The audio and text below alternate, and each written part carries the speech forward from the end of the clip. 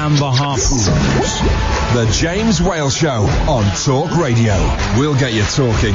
Nigel, who's out and about, taking photographs. That's what he's doing. I've done that when you start a sentence. The other one's on. I'll go over here. I'll go over here. They're all It's whack-a-mole. When you start a sentence and just think, I don't know how to end this. No, I don't. It's and I was looking at the clock and thinking, James.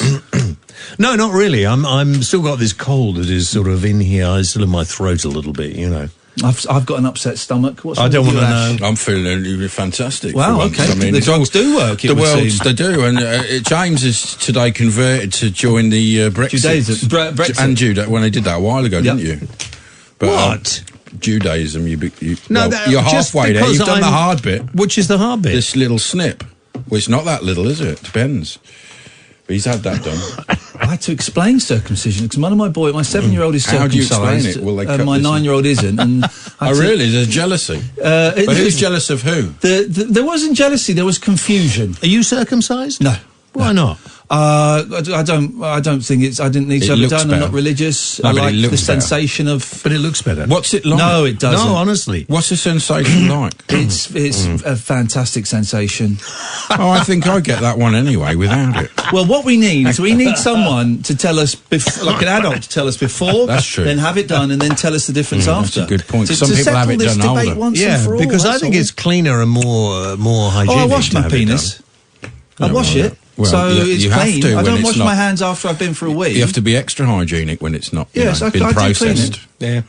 Ash made a very good point because we went to the loo just before, didn't we? We went together. Cross swords. Well, because we just realised we were both going at the same time. I thought, this is the first time we've ever done this. Because, of course, we never had urinals at the other place. Women living together, get their periods get in sync. Your urinals have got in sync. Yeah, that's wonderful. It's a lovely story. So I heard you had gnocchi tonight. I had gnocchi. I beg your pardon? He's had gnocchi. All right, we got to go. We were just talking about my dinner. Yeah. Oh, no, I wasn't talking about that. Dirty boy. We might be back tomorrow at 7. In the meantime, Italy's doing Brexit, the Trump visit, and Muslims and everything else. Yeah. Talk Radio.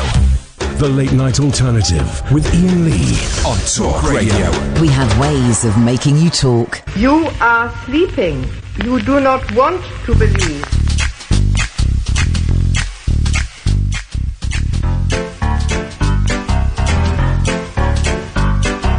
Sometimes Miley Cyrus, she sings a song or two. She likes to play a guitar as well. Sometimes Miley Cyrus, she has a laugh with you. She plays country western too, so join in with her too. Come on, join the gang. Miley Cyrus too. Miley Cyrus play the guitar and sings along with you. Come on, join the gang. Miley Cyrus too. Miley Cyrus sings along with you. Sometimes Miley Cyrus, she's sometimes Miley Cyrus, she's sometimes Miley. You're singing the same song. I'm not feeling the musical vibe. Sings a song or two. Coming at me, Miley Cyrus styling now, sitting there strumming away in front of me. Miley playing with the guitar, playing it hard. Miley Cyrus doing it styling now. Miley Cyrus, here she come now with the guitar. Ooh, doing it styling. Miley doing it styling. She playing guitar and strumming in front of me. Miley, don't stop the guy. Miley, Miley, don't stop the guy. Miley, Miley, don't stop the guy. Miley, Miley, don't stop the guy. Miley. Sometimes Miley Cyrus, she sings a song or two. She likes to play a guitar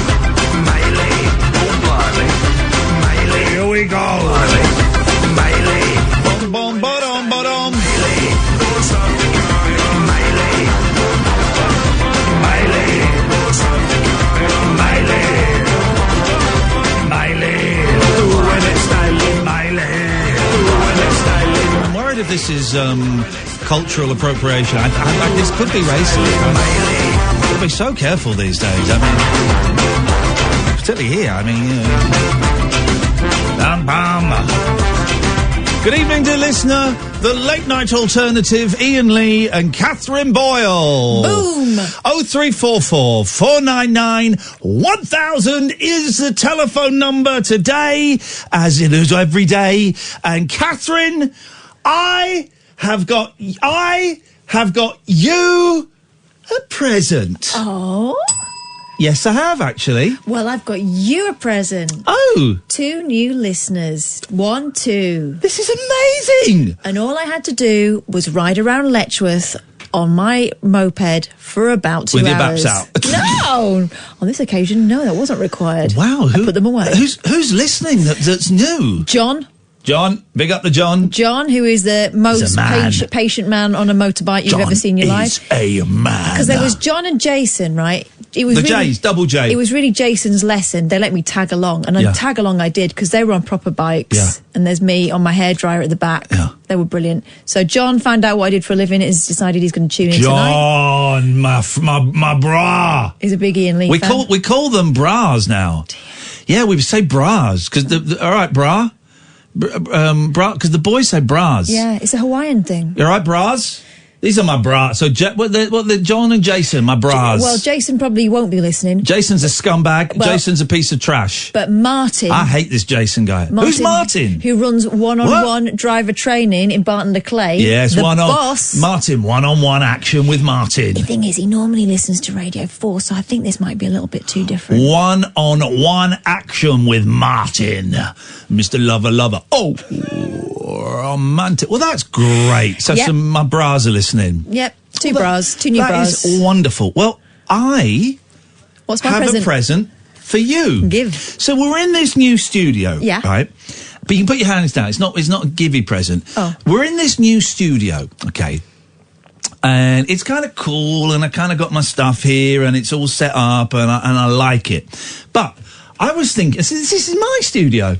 This is my studio. And I was thinking, it's my studio. Katherine probably feels really left out. Not bothered. Because she hasn't got her own studio. Huh? Well, now you have. Katherine, my gift to you is your own studio. If you'd like to go outside, please. Right. What for? To your studio. You've got your own studio. It's separate from this one. Oh. So if you go out... if you go out into the office, if you go out to the office and turn right... This is making me feel a bit sad. No, it should make you feel happy. You're getting your own studio. It's your own studio. Is it a quiet place with all the microphones switched off? Microphones will be switched on when I ask them to be switched on. What? And switched off when I ask them to be switched off. This is great news. So, what you do, if you could do, I don't know if you know how to set this up. So, do you know the news fader? Can you put the news fader on my spare fader? Thank you so much. Katherine, if you... I'm so kind. If you go out of here and turn right and go straight down, there's 2 studios. Yours is the smaller one on the left, okay? And that's my gift to you. I suppose I can have the heating on, can't I? You can do that. Is there anything you'd like to say? I'll think about what I want to say. Okay, it's just customary in this country that when someone is given a gift, a very expensive gift. Let's see if the gift works. It's that when someone's given a gift, that person normally says thank you. I like being in this studio. Unusual. I know, but listen, this is I'm supposed to be like watching. I'm supposed to be watching you. Yeah, I know. It's kind of my job. I know. But this feels a little bit like you're pretending you give me a present when actually what you're doing is getting your own way. No. Let's just try it for an hour. Let's just try it for a week. Let's try it until Christmas, okay? And if by Christmas you go, well, I'm not really in that studio on my own. You'll say, what are you talking like that for? I will say, what are you talking like that for? You'd have gone stir crazy because you're in the studio on your own. I just think you got your own studio. You can put up like your pot plants and you can kick your... Not allowed anything like that. Kick your shoes off. You can... get naked in there. You get naked in there. You can put your tampons on the desk. No one will be... Oh, Oh, the dream! You can do your nails and your lippy, and no one will be fussed. And then when you're ready to speak, you could send me a text on my phone, and I'll look at it. And when I'm free, I'll put your fader up. Probably won't bother. Okay, fine. Well, off you go, Katherine. Guys, hang on a minute. Let's just stay there. Let's do this. Let's do this in style. Let's do this in style. Is this right? Okay. Could you put that call through to me on line one? This fault has not been fixed, which is disappointing. John! Hi, how are you? I'm good, John. John, will you join me applauding Katherine as she walks to not just a new studio, but a new chapter in her life? All positive. Let's applaud her, John. Wish her well. Wish her well. Well done. Well done. Well done, Katherine. You deserve this. You worked hard for this. Hey, in your face, BBC Three Counties, huh? Well done, Katherine. You deserve this. You deserve this. You really deserve this. Well done. Enjoy it. I hope she enjoys it. I hope she enjoys it. Katherine is off to her studio. I think she'll work out how to use it. I've got her fader open, so we should hear her at some point in the next few minutes. Oh, I'm all emotional. We should... good evening, Chris Whitaker, brand new listener. Well done, Chris. Thank you. We should hear her... we should hear her very, very soon. While we're waiting for her, John, what have you called in for? I'm just wondering your opinion about the protest today. About Trump, if you have any opinion at all. Is this John from Highgate? Yeah. Yeah, get stuffed. You're not welcome on this show, mate. You're a nasty piece of work. Thanks for calling. Bye-bye. We don't allow him on. We don't allow that guy on. He's a piece of trash. Let's wait now for Katherine to enter her brand new studio, her new home. Very exciting. It's like she's being adopted by a brand new home.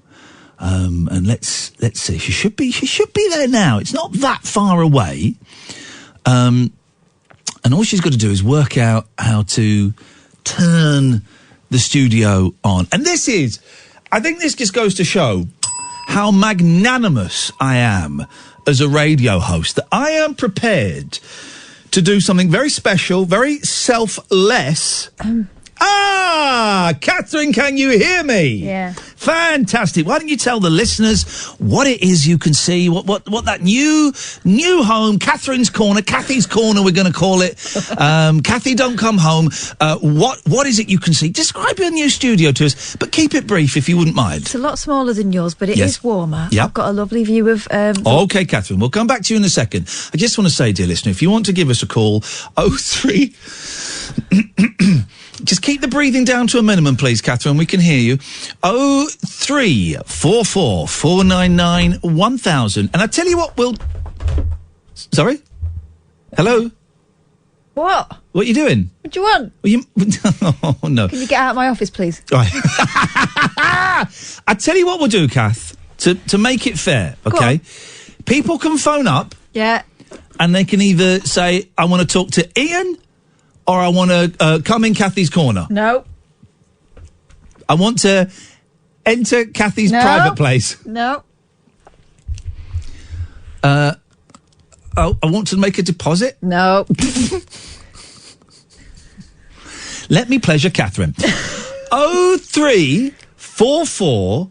I think this is going to be a big success. This is going to be awful. This is going to be huge. This is the night we get sacked and they'll say, where were you? And I'll say, I was in my own office. I was doing an impression of a 15-year-old boy going through puberty. Yeah. I think this is going to be a winner, Kath. No plugs. Sorry? Got no plugs in here. No what? Plugs. Say it again? Plugs. Oh, plugs. Okay, sorry. The accent sometimes. I think it seems to be amplified by your distance from me. 0344 499 1000. Just keep that bang. It's very sensitive microphones in this. Do you want me to put your fader down? No. Okay, well, just keep the microphones, keep the banging to a minimum. So 03 flipping heck. What? 44 499 1000. Do you want to speak to Iain Lee, or do you want to enter Katherine's bizarre, dark world? This is the Late Night Alternative, weeknights from 10, with Iain Lee in the main studio and Katherine Boyle in a smaller studio quite some distance away on Talk Radio. The radio show that knows truth is always stranger than fiction. Week Monday, I get shoes. The Late Night Alternative with Iain Lee. Because they're too real to be part of my imagination. On Talk Radio. Exciting times, dear listeners. It's a groundbreaking experience in the Late Night Alternative. A new chapter. I'm Iain Lee. I am here in the big studio, the main studio, Studio A, my studio. And if we whiz all the way over there, Katherine should be in her little studio. Katherine, can you hear me? It's Katherine pretending to type there. Katherine, can you hear me? Hello, yes, what? Okay. I know you're in a different... Did you just fart? No. You did, didn't you? But you know what? If I do, it's my business. You just farted? No, I didn't. You did? No, I didn't. I went... Out of your bum hole? No, with my mouth With hole. your bum hole? My mouth hole. Okay, well, anarchy has reigned already, because since you've left, we've had that horrible John from Highgate called in. So what did he want? To be loathsome and probably tell me to top myself. Oh.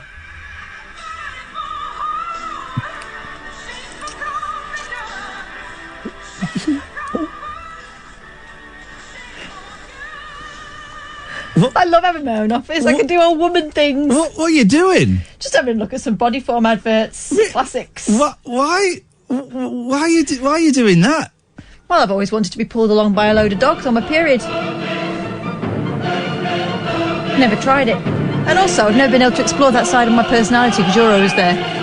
Oh, you can't hear that I'm playing an Old Spice advert. I heard it. Okay, thank you very much. Well, acknowledge it then, please. It's a very funny thing to do. Oh, yes. 0344 499 1000. So, who wants to talk to Iain Lee? Who wants to come in Katherine's corner?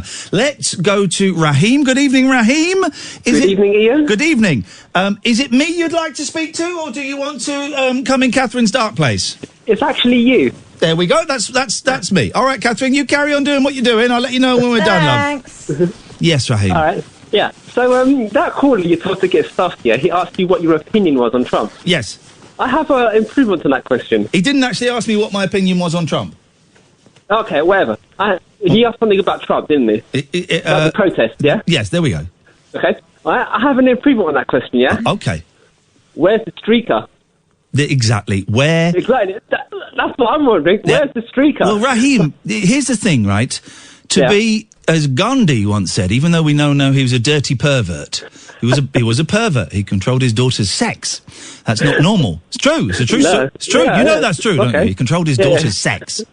As Gandhi once said, all it takes for to triumph over evil is if one good man, and I would change that to man, woman, lesbian, gay, bisexual, or trans. Yeah. Whoever. It takes one for, right. Gandhi said, for the triumph over evil, all we need is but one good whomever to sit and do nothing. Yeah. And are you going to sit and do nothing, or are you going to be the man that takes the bulls by the horns and strips your clothes off and runs naked through a protest? Oh, you see? I could do that. Do it, Raheem. Oh. Strip off. What I should have done, is I should have waited at the airport with a drone. With a what? A drone.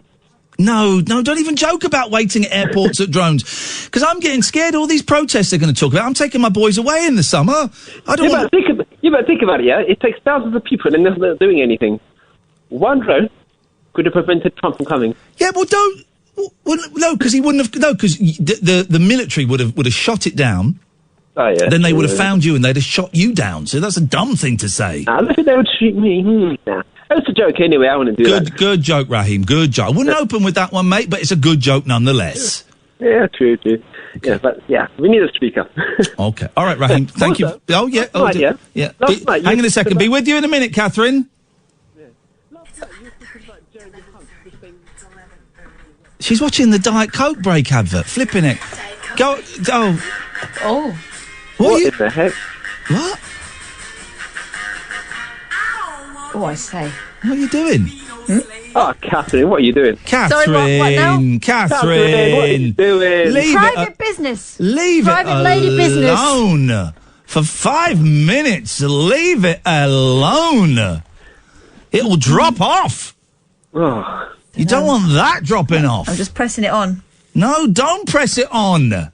Put some gaffer tape over it and leave it alone. Stop it!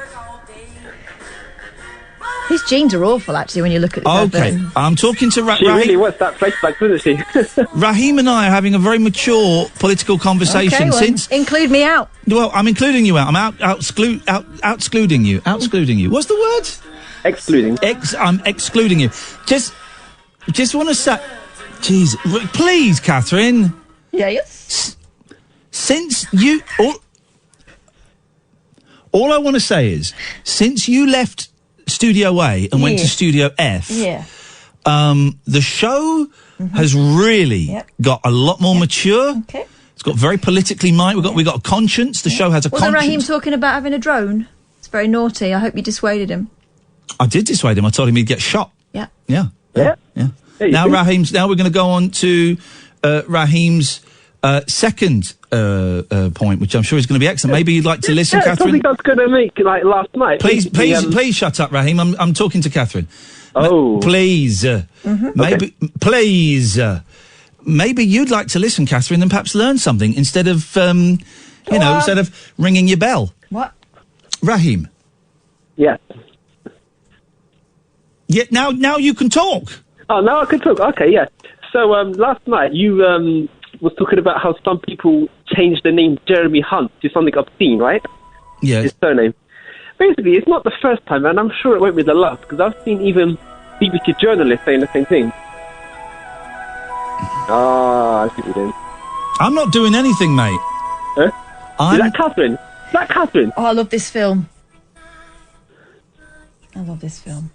Well, right, okay. I mean, all right, but Raheem, whatever you said was great. Let me just check. Can I cut anybody off?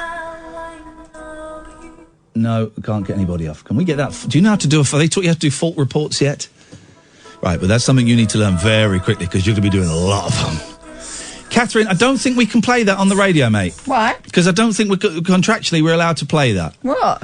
Just that. So, Titanics. Yeah, we're not watching Titanic. We're not allowed to watch movies while we're doing the show. We're doing a radio show, and it's a fun show. Right, so 0344 very, very quiet on the phones tonight, and I put that down to Katherine's rudeness. What? I'm not even there. You still not said thank you? No, I haven't, have I? No. Wonder why. Because I got you your own studio. Yeah, you've put me out in the flipping cupboard. No. It's a top of the range studio, and you should be there are people out there. There are people in Africa. There are people. I can see you. Can you? Mm-hmm. Oh. Yeah. Oh, that's a bit rude. There are people in Africa. And ruder. There are people in Africa who have to walk 30 miles just to get to the nearest studio with a bucket on their head, and then 30 miles back once they've filled up with broadcast juice. You're not allowed to drink in here. No, you're not allowed to drink in there. Exactly. Okay, what have you got for us, Katherine? I've got a couple of penis stories. Oh, jeez. I've got a serious story. I've got a cute story. Okay. I've got a Disney story. Yes. I've got a stag do yob story. Stag do I've yobs. got a drugged fish story. Yes. And I've got a story about baboons ripping the heads off ducks. Okay, well, you do one of those while I go for a pee, okay? What? Just do one of those and I'm going to go for a pee, okay? No, I don't think I can do that. I don't think I can do that. I think I might just have a little read to myself. All right, okay, I'll read you one. All right,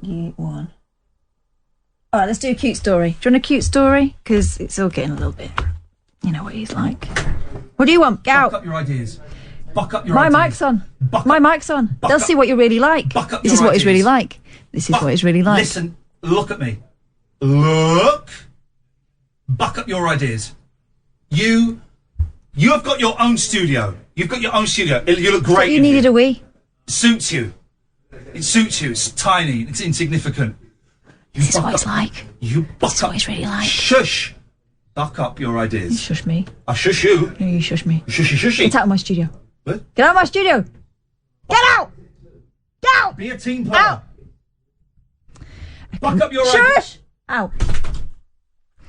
A concerned mum was filled with fear. In fact, you know what? I'm going to give you... Let's have some music. Let's have some concerned mum music. I wonder if I type in mum music.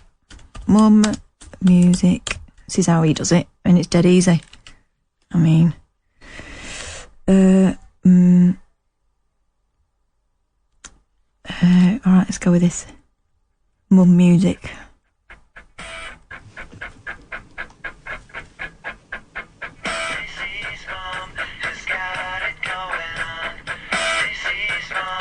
Okay. A concerned mum was filled with fear when she noticed a huge black mark on the top of her baby daughter's mouth. Darian DePretta was playing with her gorgeous little girl Bella when she spotted the massive circular mark. And they've got a picture in here. This is on the mirror if you want to read along, Kath. If you imagine the baby's mouth gaping open, sort of flip-top head style. Top roof of her mouth, there. The black. She tried to wipe it off but started to panic when it didn't disappear. She said, "So I'm playing with Bella today and I noticed the roof of her mouth is black. I tried wiping it to see if it would come off and it didn't. I immediately called Chandler, my mom, and my best friend in panic. I make her a doctor's appointment. That was about 30 minutes from the time I noticed her mouth." So turn the music down, it's too loud. We can't... Mind your own business. We can't hear... This is my... It's literally my business. It's my business. This is my... We can't... Got it going on. We can't hear you. How's that? That's great. When they got to the GP, the nurse also unsuccessfully tried to wipe it off and then said she'd never seen anything like it. By the way, that was a really quick wee. I hope you washed your hands. No, that was me, not the nurse.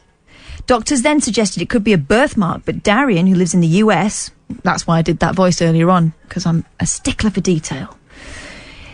She says it wasn't a birthmark. She checks her mouth regularly to clean it. Darian said, "I'm now being told my daughter will be set up with 2 specialists. After insisting it wasn't a birthmark on the roof of her mouth, the NP decided to take another look at this medical mystery. I point out it looks a little wide on the side, and she really gets in there trying to scrape it. And then they realised what it actually was. Do you know what it was? No, I don't know what it was. It was cardboard from a box that the baby had been chewing stuck to the roof of her mouth. What a story. What a story. I can never show my face in that office again. I cried and laughed for a solid 5 minutes straight." While Darian is embarrassed about the situation, she appreciates it could have been much worse. Oh, yeah, because you know what happens. You put it on Facebook and you immediately get people saying, "You realise you could have choked on it." The only reason it was posted was because after crying, panicking and trying to figure out what it was, she was okay, and the laugh was after the storm of it all. "And I don't let my baby chew on cardboard. She's teething and tries to chew on everything." This is true. They do, they do. They do, though, don't they? They really do. They do. What's this? We always had these things that you put in the freezer for a baby. Teethers. Yeah, for a baby. I said buck. I said buck. People are thinking they heard me swear. I wasn't swearing. Did it sound like swearing? No. What turn of phrase is that? You would never see that on Mr. Chips. Buck up your ideas. F your ideas up. Certainly don't need any encouragement for that. Buck up your ideas, ladies and gentlemen, and drag your minds out of the gutter. How does a B even sound like an F? B, F. This is completely different. Completely different. All right, well, okay. That was fun, wasn't it? That was a lot of fun, Katherine. I Thank actually you. like this office. I'm glad. I tell you why I like it. Shall I tell you why I like it, Katherine?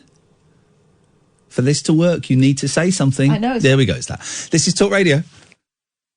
The Late Night Alternative with Iain Lee on Talk Radio. Oh, we're back. We're back. I thought there was a trail. There was no trail. There you go. Sums your win.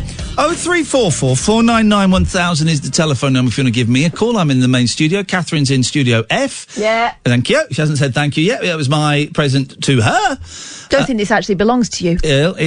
I'm not sure it belongs to us. No, exactly. But I have gifted it to thee, and you're very welcome.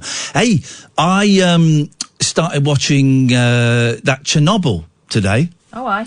Yeah, and it's based on a true story, apparently. It's very dark, but there are some moments of humour in it.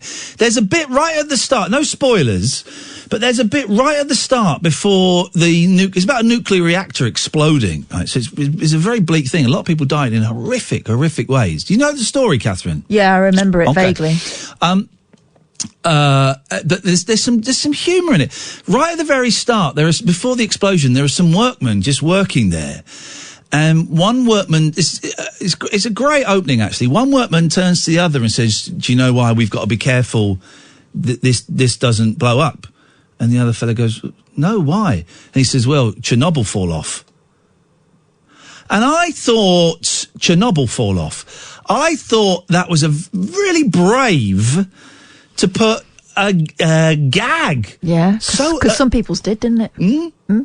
Chernobyl fall off. I thought it was really brave to put a gag like that right at the start of it. Well, it kind of it sets you up for comedy. It's not a comedy, as I said. It's a very graphic thing. But yeah, I'll just do it one more time in case people are just tuning on. At the beginning of this new Chernobyl program, one worker says to another, do you know why you've got to be careful don't get radiation on your hands?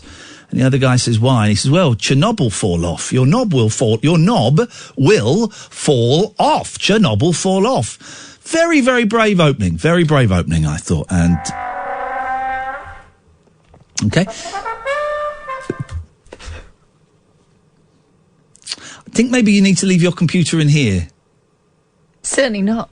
It's my only means of communication. I like this. I think this could work. Tomorrow what we're going to do, we're going to try. Just going to try. I really want your bell. Katherine Boyle, you're a married woman, for goodness sakes. No, it means so I can cut people off from in here. Don't worry, we haven't got any phone calls, so it's absolutely fine. They need to buck their ideas up. Buck your ideas up. 0344 499 1000. There'll be some people who think they get the show and be getting particularly angry about tonight's episode. But good. Thank you. But this one's for you. I was thinking maybe tomorrow we could try you in that studio and me in my house. Yep, I'm going to take your silence as a yes.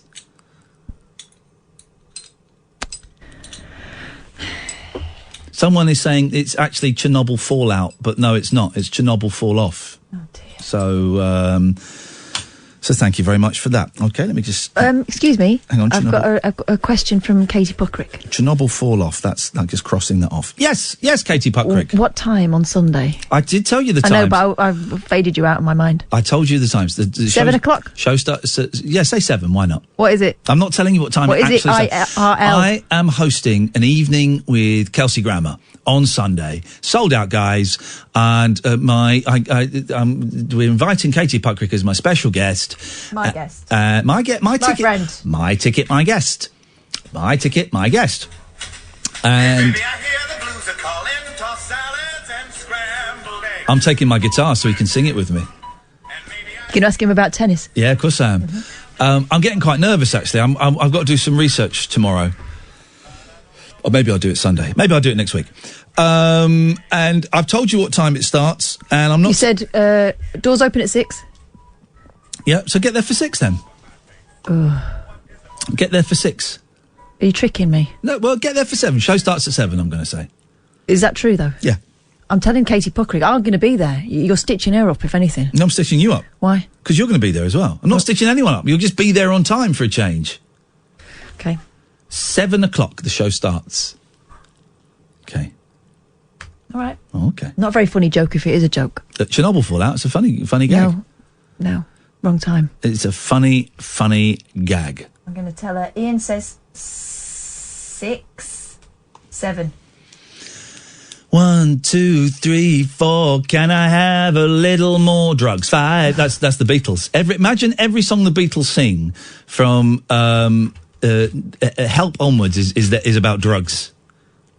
Gosh. 1, 2, 3, 4. Can I have a little more drugs? 5, 6, 7, 8, 9, 10. I want some more drugs. That's all they sing All about. you need is drugs. Help! I need some drugs. Well, those things are very Moorish, or so I hear. Baby, you can try my drugs. Oh no. It's just silly now. You say hello, goodbye, and I say get high on drugs. No, don't, because someone will clip that and go, Iain Lee, on his show last night, was encouraging everyone through the medium of Beatles. No, I'm not. To do that. I'm not. I'm saying that the Beatles were so obsessed with drugs that there are hidden and not so well hidden drugs messages in every single song from Help onwards.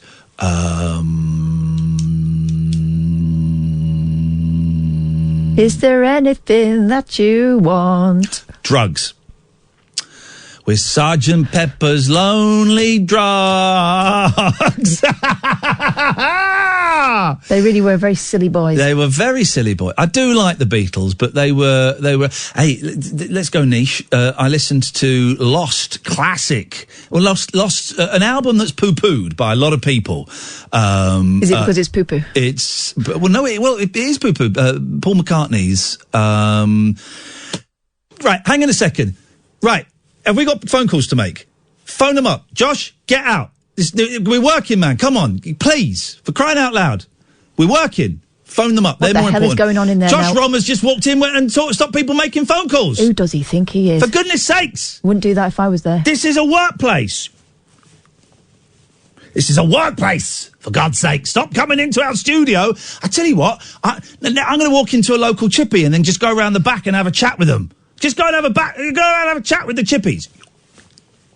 I'm gonna go to get in the back of an ambulance when they're saving a man's life and say, just have a chat with them about Ariana Grande. That's what I'm gonna do. Is that what he was talking about? I've got no idea, but probably she's showbiz. Stop! Everybody is banned from coming into the studio when we're doing a show. Hey, that reminds me, I had a PR offer today. Oh, yeah, we never get those because we don't ask for them. Yeah. And I don't want to be on their lists. But still, they find me through our that guest Nicker that works here. Yeah. Anyway, I've got a great guest for you, Katherine, for the Iain Lee show. I think it's something that you'll really enjoy. Oh, here we go. Fit in with the show perfectly. The Real Ale Boys, they're going to come and do a beer testing. Sorry? Yeah. What? Yeah. On the show of a drug addict alcoholic? Yeah. Real ale? Yeah. No. I said I don't think it's really a very good fit. No, I don't think so. Listen to the show you're trying to sell stuff on. Yeah. Well, right, now we're being told that your studio isn't completely... Well, you might be getting some people popping in at 10:45. Why?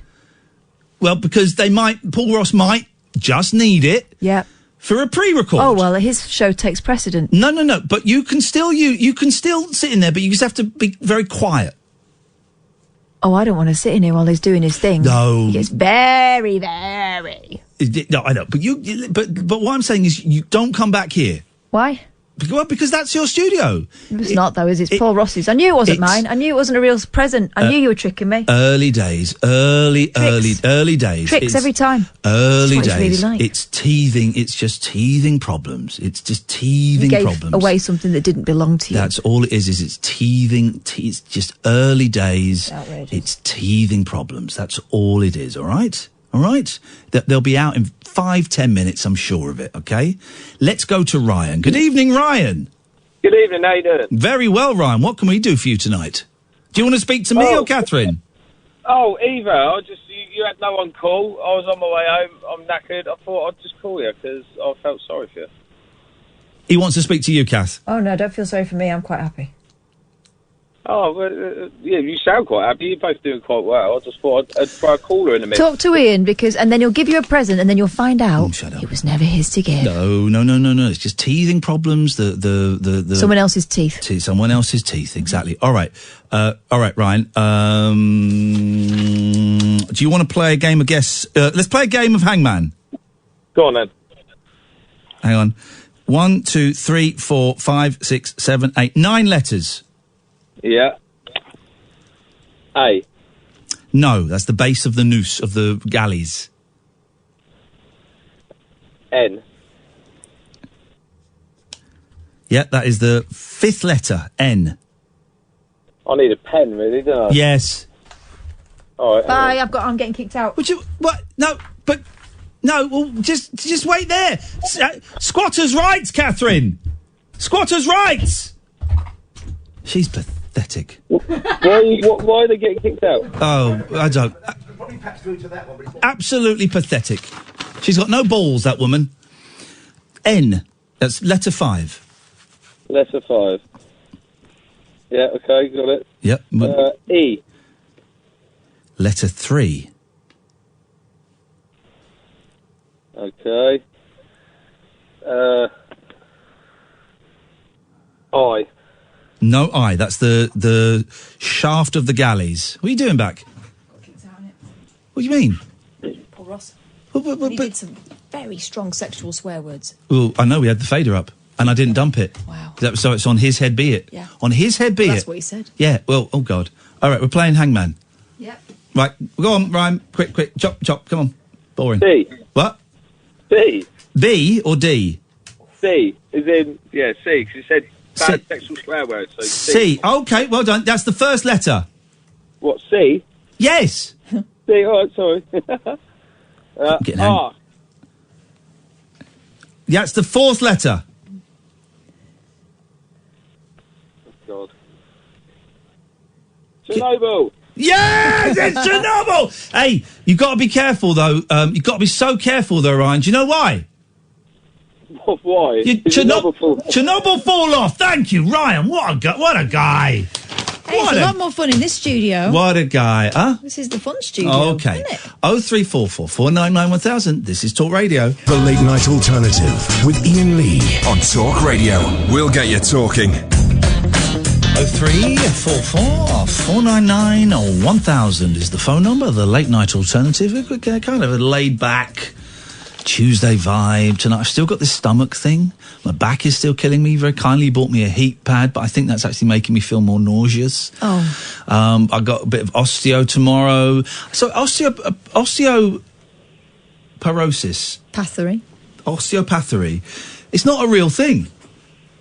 It's an alternative medicine. And you know what that means? I thought chiropractic was alternative. It turns out, I remember talking to my ex-father-in-law about it, who's like a proper doctor, and I said I was going to see an osteopath, and he snorted.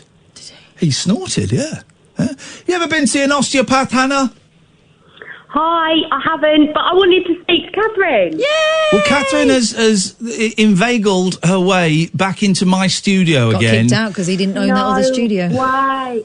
I thought we were going to be able to talk about girly things. Yeah, periods, wounds. I'll talk about periods. I'm very happy to talk about periods. I know what. When you shave your legs and a silk scarf can just glide down. Oh, yeah, we've all done that. I'm happy to talk about that. I don't have a problem with talking about that. I don't have a problem with depilation of the vaginal passage. The vaginal passageway.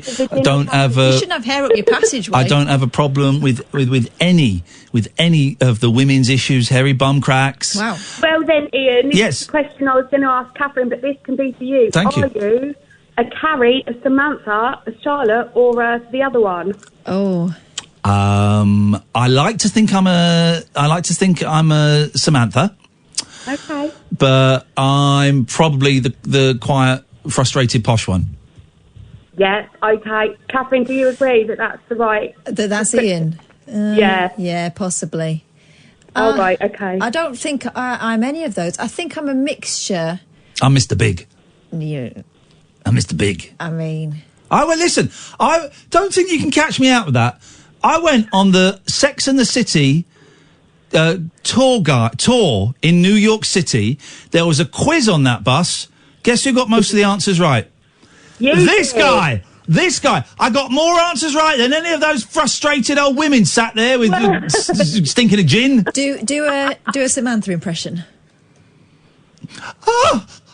No. Oh my God. She was more like that, wasn't she? Everything was like, oh my God. She was absolutely nothing like that. Yeah, she was. Absolutely. Oh, yeah, pass me that water. Absolutely nothing like it. Nothing like it. Yeah, she was.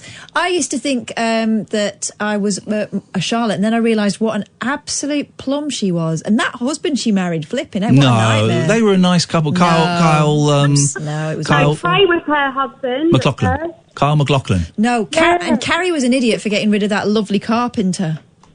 Aidan. Yeah. Oh, he was so dreamy. He was from Northern Exposure, right? Yeah, I know the guy. I know it.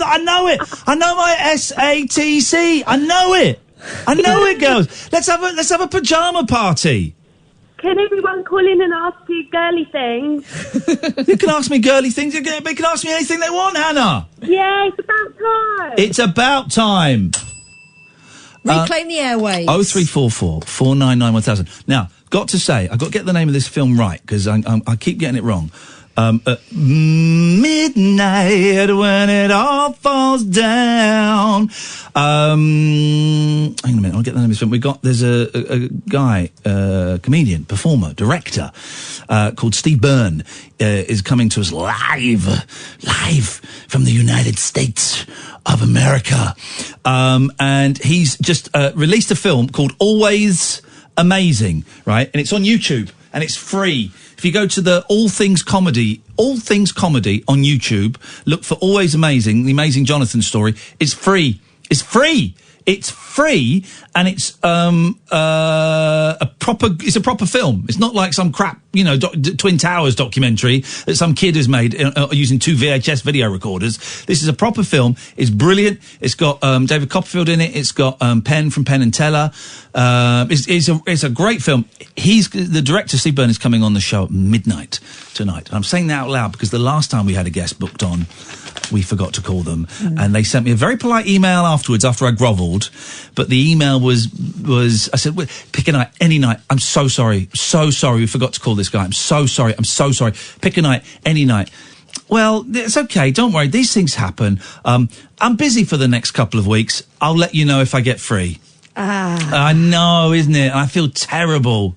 Feel absolutely terrible. So tonight we will not. Little production tip for you if you're going to set guests up yourself. Yes, sir. Why don't you give them the Godline number in case there's any problems? Don't even know what you're talking about now. Yeah, exactly. Didn't know. You give them the studio number in case there's any problems and we can't get through to them or they can't get through to us. Didn't know that such a thing existed. Why would I know such a thing? Well, I'm an artist. Here's the thing. You're going to try and do my job, do my job. No, not trying to do your job, mate. I try and do, my job is life. My job is living, and I do that to the best of my ability. Here's the thing. I'm a creative. I can't be expected to be bogged down by all of your facts and all of your filing cabinets and your suits and your ties and your lace-up shoes and your schedules and your car parks and your rotors and buying milk and on all of these and your filofaxes and all of these your database and your setting the video timer, all of this stuff. I can't be bogged down by keys. I can't be bogged down by passwords. I just can't be bogged down. Power sockets, adapters, FedEx, emergency credit cards. I can't be bogged down with these things because I'm an artist. Yeah. I'm an artist, and I'm living in like another dimension. You're living in 2 dimensions. It's like 2-dimensional your life, Mrs. Suit. I'm living in like 12 dimensions, and each dimension is a different symphony. Yeah. And in which dimension do you get the job done? Huh? Well, if I'm lucky, in the 7th, but I'm not there very often. Now, let's see if our next caller tries to pick up that classic banter that we were just engaging in there and falls flat on his arse. It's Gatford. No, it's not. Okay, go on. It's the All View Gatford. Okay, here we go. Here we go. This is what we needed. Here we go. The vibe is here. Right. You know how you said you haven't got any topics? Are you on speakerphone? No, I'm on a headphones. Don't be. Headphones. What is wrong with people? Right, he's off for a second. What is wrong with the old... I've got a phone, right? I'm holding it. I've got it in my hand, my right hand. I happen to be right-handed, okay? My left... Some people prefer, even if they're right-handed, they prefer it in their left hand. What's wrong with holding the phone in your hand? Here's a tip for people calling in a phone-in show, right? This is a phone. And what you do is you don't put it on speakerphone and hold it in front of you like it's The Apprentice. Ooh, you don't put it on the table on speakerphone. You don't have like a headset going in.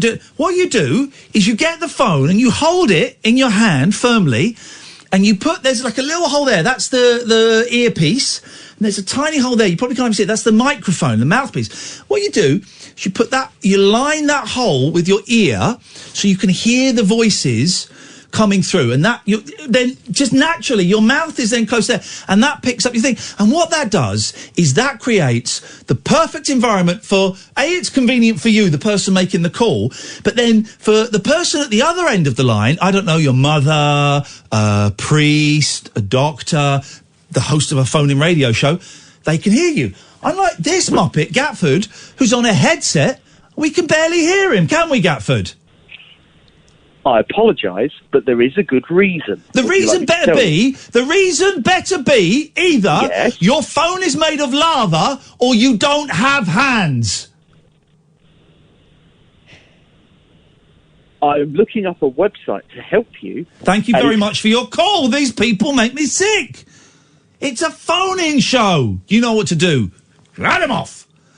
It's a phone-in show. Very simple tips, guys. Very simple tips. He said tips. It is the number of people you see walking down the street doing the apprentice phone-in. What for? And those headsets are never a good sound. Apparently, young people aren't using doorbells anymore. Oh, yeah. They're not using doorbells because what they do is they get to someone's house and as they walk up the path, they text them here. So in 50 years' time, 20 years' time, like people go, what's that? What's that little black rectangular box with a white, like a little circle? What's that outside?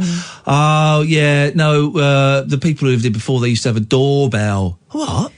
A doorbell. It was a way of letting people know that you were there. You would just press the button and it would, like, indoors it would go like ding dong or something like that. Doorbell. A doorbell. You know what else is going to happen? Through genetics. Yeah. Your index finger will be your thumb. What? Well, your pressing finger, you won't need it anymore. It's all typing. Thumb typing. I type with my finger. No, you don't. You do this. Yeah, you do. Well, your thumbs just get longer and flatter. Mm-hmm. And that is happening. If you look at babies now, if you look at babies in certain parts of the world, their thumbs are actually longer than Peter Pointer and flatter. And that's just evolution, guys. You can't fight that. Because of phones? Can't fight that. Yeah. Well, that was an hour of filler. 0344 499 1000 is the telephone number if you want to give us a call. People, stop correcting me on the Chernobyl fall-off joke. It is not... Right, someone says, what happens if you don't wear lead Y-fronts at a nuclear power station? Chernobyl fallout. No. Chernobyl fall off. Very, very poor taste, guys. Your knob will fall off. This is Talk Radio. Talk Radio. The Late Night Alternative with Iain Lee on Talk Radio. We have ways of making you talk. Here we go. I forgot to play now. There's a voice that keeps on calling me down the road. It's where I'll always be. Every stop I make a new friend. Can't stay for long, just turn around and I'm gone again. Maybe tomorrow I'll wanna settle down. Until tomorrow I'll just keep moving on. Down this road that never seems to end. When new adventure lies just around the bend. So if you wanna join me for a while, just grab your hat, come travel light, that's hobo style. Maybe tomorrow I'll wanna settle down. Until tomorrow, the whole world is my home. So if you wanna join me for a while, just grab your hat, come travel light, that's hobo style. Maybe tomorrow I'll wanna settle down. Until tomorrow I'll just keep moving on.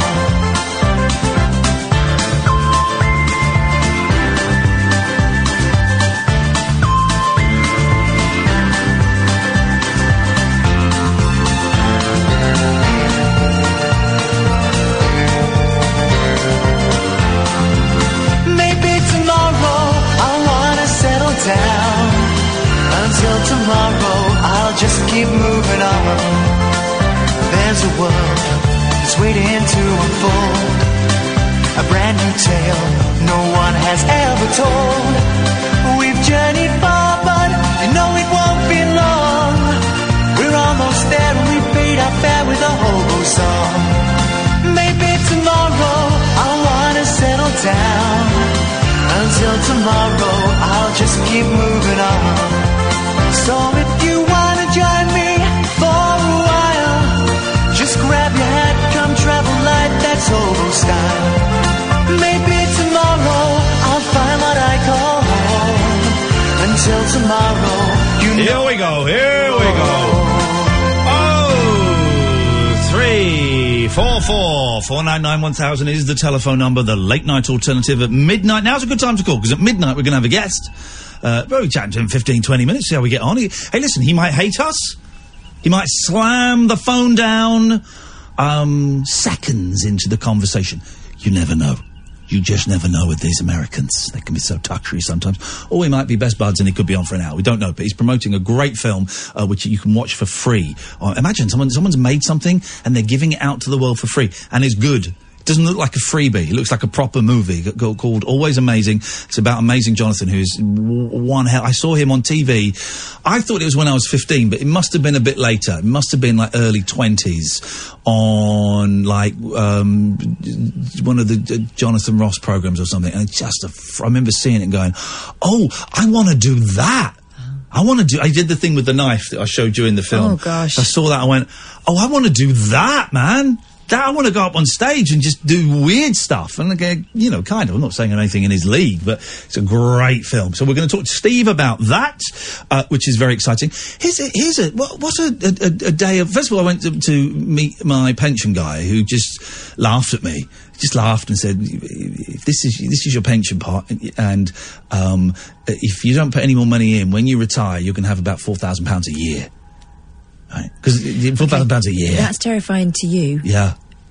Imagine, like, what average Joe was going to get. Screw those losers. I mean, God. Screw those guys. I'm average Joanna, and I'm going to get an out. Screw you. Well, come and work for me.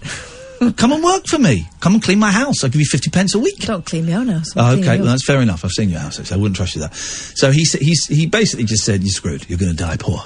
So like, okay, fine, that's cool. But then I came out. Okay, that's fine, that's cool. But then I came out. Hello, Katherine. Here's a thought. Yes, what? You should have double bluffed him. What? All right, then forget this. I'm going to go and spend it up. Yeah, I'll have What's all the of point? That. I'll have all of that money there, please. I can't touch it now till I'm 50, I think, which isn't that far away. 46 this weekend. Sweet Lord. But then I came out and I had... This name won't mean a lot to many of you. It will mean a lot to a handful of you, and it'll mean something to a few of you. I came out and I had a message on my phone from a guy called Greg Turkington. Oh, well, okay. Greg Turkington, right? Hi, Iain. Greg Turkington here. I'm doing a book signing for this On Cinema book, June the 29th at Rough Trade in West London. They want to do a moderated Q&A at this event, and were asking if I had any suggestions. I thought of you. Would this be of interest or a giant waste of time?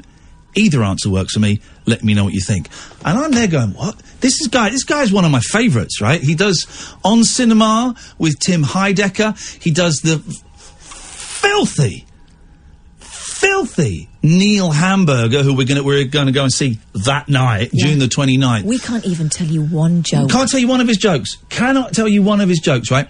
And I just think he's brilliant. He wrote that. Remember, we were playing some tracks from that album of that was based on a book of Vanity Records. He was one of the compilers behind that. I'm going to get him to sign that book and that album. Yes, that's exactly what I'm going to get him to do. And he's brilliant. He's one of the few people I follow on Twitter. Right, one of the 36 I follow on Twitter. He's brilliant. He's asking me to help him out. So what did you say? No, get stuffed? I said, yeah, I'll do it, but I'm 500 quid. He went, oh, I've got no budget. I went, okay, let's leave it then, bye. That was that. But, no, I didn't. Of course I'll do it. I said, my fee is $250,000. But so I'm doing a thing with, it's not definite. It's not definite, it's these things. It's not definite. But the fact that one of my, I'm not going to say heroes, but someone I admire a lot and has provided me with a lot of laughs, sent me a text saying, I'm doing this thing, could you help out? And then what did he say when he said yes? Or maybe we should go and have a meal first. Oh, he said we should go and, he said, oh, wow, I'm excited you would do that. And then he told me he'd been to a party at Mickey Dolenz' house and he had a lot of gossip for me. So basically, I'm having a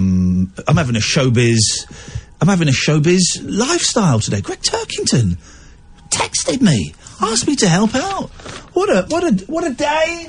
What a story. Hey, it's quiet on the phones today. What we need to do, we need to ask 3 traditional phone-in topic questions. Yeah.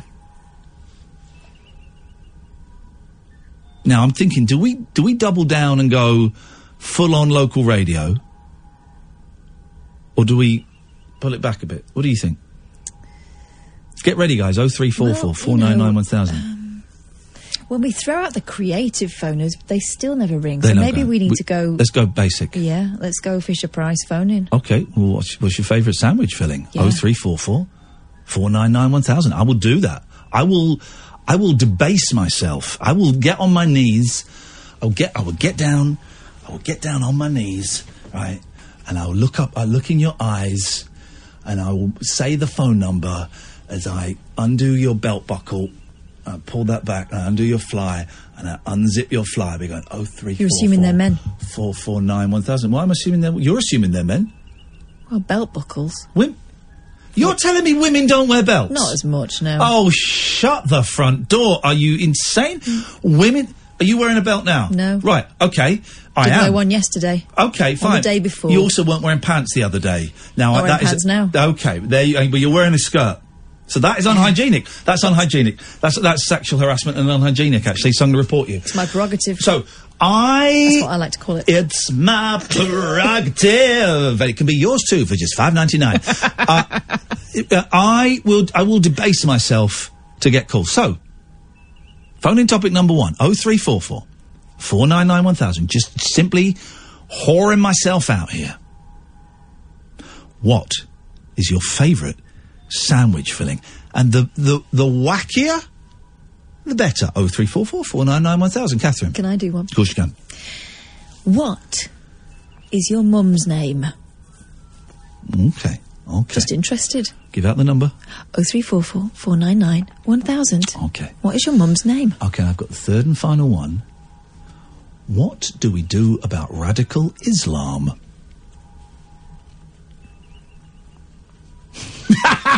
No, I'm only kidding. What's under your bed? 03.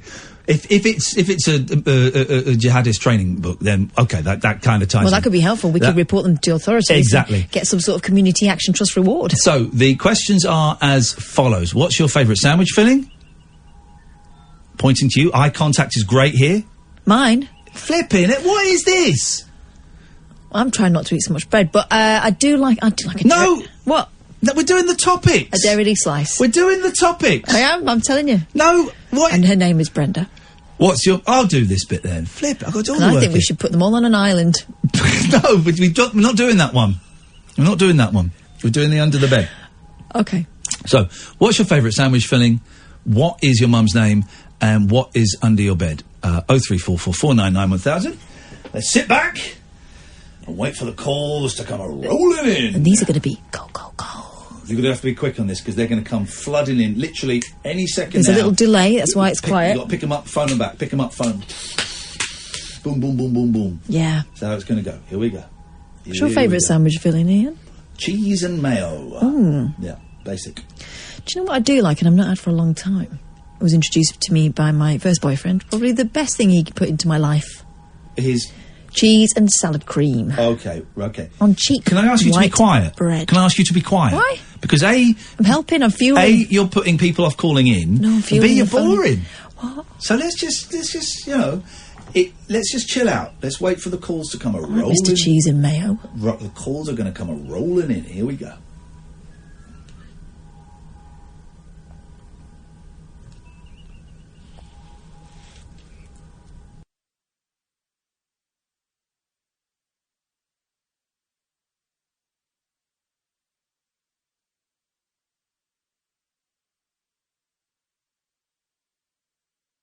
Linda. She got a middle name. Margaret. Oh, posh. My mum didn't get a middle name. Please stop talking because you're putting people calling off. I don't think it's me.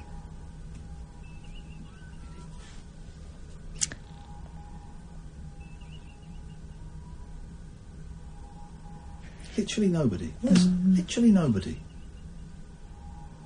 Do we know other phones? Maybe they don't like sandwiches. Are the phones broken? I mean, what? Are the phones broken? What's going on?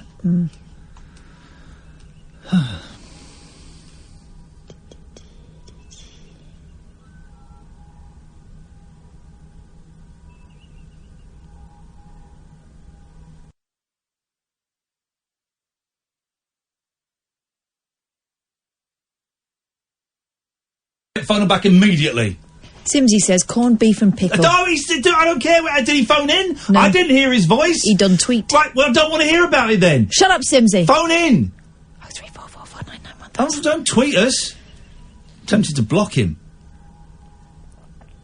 It's a nice sandwich, though.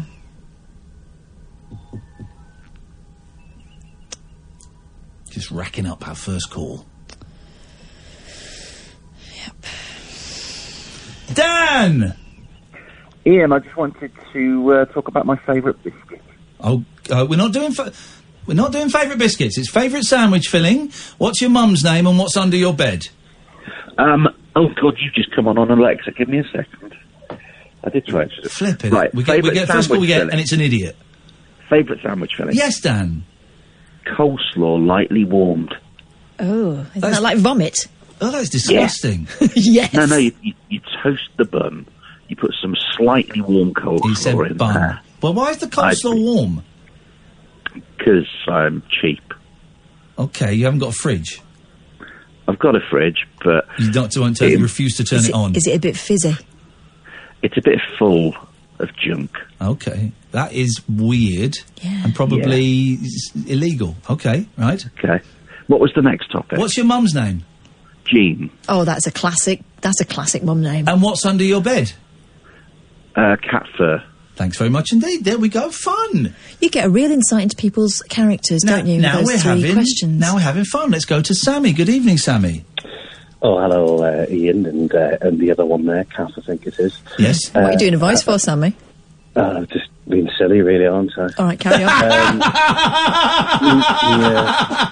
Oh, you wanted a bit of fun, didn't you? So, I put a silly voice on. Some people have got that voice all the time. Is this one better? No. Could you split the difference? This one. That's it. That's it. Okay, here we go. Well, sandwiches. I like Coronation Chicken one. Oh, I've just discovered Coronation Chicken. I can't do that in my throat. Oh. Okay. Don't die. I can. Yeah. Coronation Chicken, that's the best one, obviously. And it's also Coronation Chicken, that's the best one, obviously. Why are you still doing a silly voice? Celebrating Queen Elizabeth or something, isn't it? Or Victoria.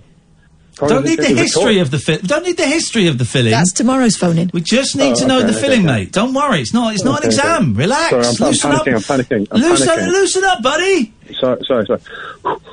Okay, I'm right. So Coronation Chicken. Do you need the bread that it's on? I mean, if you want to fill us in, yeah, sure, why not? Okay, well, it's the ones that have got like the grainy sort of. Warburtons. No, it's like 7 seeds. Yeah, beautiful. Love it. Yeah. I'm the only one in my family that loves it. Oh, right. Well, it makes the toilet interesting afterwards. All right. It clears your pipes right out. Keep it clean, buddy. Keep it clean, buddy. We'll not go there. Okay. Well, I can't really on that. Anyway. So, what was the other one? Your mum's name, please? My mum's name is Jacqueline. It's an old school one there. Jacqueline, is she a Jackie? Jackie, sometimes she's Jackie, sometimes she's... what is she in the throes of passion? Jacqueline. Pardon? Jack. Sorry, I thought I misheard what you said there. No, you didn't. What's under your bed? I'm not going to ask what's under Jack's bed. Toilet rolls. Sorry? Toilet rolls. Jeez, what horrible people we have listening to this show. Carl's going to be next. 0344 499 1000. Now we're cooking. This is Talk Radio. After hours amusement for anarchists, air hostesses, and jet-lagged Antipodeans. G'day, coppers. Can I crash on your floor? The Late Night Alternative with Iain Lee on Talk Radio. 0344 499 1000. I've still got this stomach bug, and suddenly I feel like I'm going to throw up. Oh, no. This is outrageous scenes. I might have to go to the bathroom in a minute and be sick. Isn't that what is this bug? It's been over a week now, hasn't it? I think. Yeah. Flip it, man. What is going on? What the hell is going on here? Let's go to Hannah. Good evening, Hannah. Hello, you right? Yes, good. Right, sandwiches. Yes. Ham and mustard sandwich is my favourite. Classic. Beautiful, yeah. Mum's name is Janet. Yep. And under my bed, let me check. Hold on. Fluff. Thank you very much indeed. Let's go to Carl. This is great. This is a functioning... Well, it was. Good evening, Carl. Good evening, Ian. What you got for us? Lasagna. sandwich? Yep, sandwich filling. A lasagna sandwich? Yep. It's just, why? I didn't believe you until you went, I don't believe this. Okay, let's press on. Yes. And mum's name, lasagna. And under the bed, lasagna. Is it? No, lasagna's a boy's name. No, I knew a girl called Lasagna once. No, you didn't. She was called like Lazan or something. Lazan. That's like lasagna. That's a girl, yeah. She's married to Garfield. Yeah, she was married to Garfield. Go on, what, your mother's name, please? Yvonne. Okay. Vonnie? Did you say Yvonne or did you say Yvonne? Yvonne. Yvonne. Yvonne Goolagong. That's a real person. I know, it's not a woman though, is it? Is it a man? No, it's a woman, Yvonne Goolagong. No, I don't think it is. Oh, Isn't it Yvonne? Why don't you Google it? Yvonne Goolagong. How do you spell Goolagong? Goolagong. Goolagong. Yeah. Yeah, it's Ivan. Yeah, no, you're talking about Ivan Goolagong. I'm talking about his mum, Yvonne Goolagong. Google Yvonne Goolagong. There will be one. All right. Just bear with us, caller. Just a second, we've got to find Mrs. Goolagong. Got to find Mrs. Goolagong. Yvonne Goolagong. Billy Ballybong. There's Yvonne begins with an E. Yeah, Yvonne Goolagong, yeah? So I'm right, thank you. Yes, Carl. Just trying to check. Yeah, woman. Yeah, thank you. What is under your bed, Carl? She's 67. Books. What books have you got under there? Books I don't read. Books about you? No. Books I don't read. Books about read? What's he saying? Books he don't read? Books because they're under his bed. Books you don't read? Yeah. I'm going to have a big clear out. I don't like throwing away books, but I found a Michael Jackson one, that can go. I'm going to have a big clear out of books and create a little bit of space. Yeah. That's what I'm going to do. That's I my need plan. to go through my bookshelf. I don't like throwing books away, but I looked on the bookshelf and there are books I'm never going to read again, and they're actually crap. I'm probably going to have a little burning party. Don't a burn little book burning party. Fahrenheit 451 is the temperature that paper burns, and is also one of the books I'm going to burn because it's rubbish. It's not. It's a great book. I'm going to have a book burning party. Carl, you got any books you want me to burn? I'll send you some.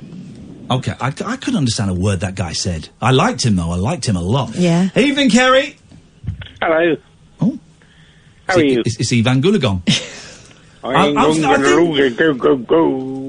So, I think I'm going to throw up in a few minutes, Kerry. Is it because of Kerry? Yes. Really? No, it's not because of Kerry. something's bubbling. Oh dear, don't do that. Would it make you feel more queasy if I talked about sandwiches? No, you can talk about sandwiches, my friend. That is the topic. Well, you can talk about it. Fish finger sandwiches, yeah? Oh, yes, please. I'm not really a fan of fish fingers. Well. I once had one when I was a kid, I had one. My mum cooked me some fish fingers. I was like 8, and then one of them had a grey bit in it, and I couldn't eat a fish finger for another 20 years after that. And I have them now, and I think I like the idea of them, but they're not. I don't really like fish. I don't really like bread. You don't like fingers. I don't like breadcrumbs, and I don't kind of like rectangular food. So it's you not don't like long food. It's not ticking a lot of boxes for me, Kerry. Well, this is about what Kerry likes, not what you like. You're right, Kerry. Well, okay, maybe I like Kerry's mum. Let's move on to his mum. Kerry. What's your mum called, Kerry? Her name's Elizabeth. Elizabeth. It's not the Queen, is it? No. Okay. Different one. It's curtains for you, Elizabeth, my dear. It's not a threat to your mum, by the way. Is she an Elizabeth, or is she a Lizzie? She's or a Betty. Liz, or a Betty? She's a Betty. Or a Betsy? She's an Elizabeth. Okay. You a little bit pissed tonight, Kerry? Did you just say her name was Elizabeth? Elizabeth. No. Say her name again. Say her name again. Elizabeth. Yeah.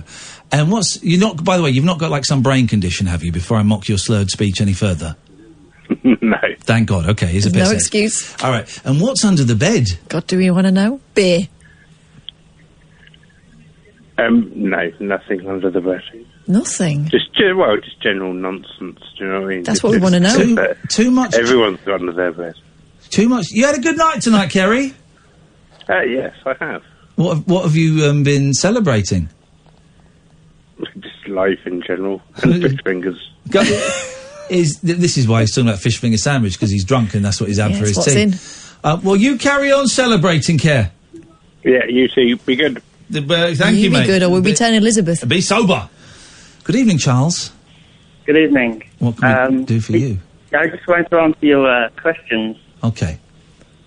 So, just run them by me. What is your favourite sandwich filling? Egg and cress, I'd say. Oh, mate, really? It's nice, but you can't be too warm. Yeah, no, you want it fresh. Yeah, if it's warm, it gets a bit. But when I'm out at one of farty, those buffets with all the, the tiny sandwiches, that's normally what I'll go look for. Yeah, okay. What is your mother's name? Her name's Louise, actually. Nice. Yeah. She was an 80s kid. That is a classic 80s name. The Louises and the Claires and the Sarahs. By the way, I'm just blocking someone who said, they've only done one tweet, and the tweet is to us tonight, and it says, Iain and Kath, I'm switching off. I can't bear your anti-Trump propaganda any longer. But what's your favourite sandwich? We haven't even mentioned Trump, His favourite sandwich is beef. Beef. Or is it gammon?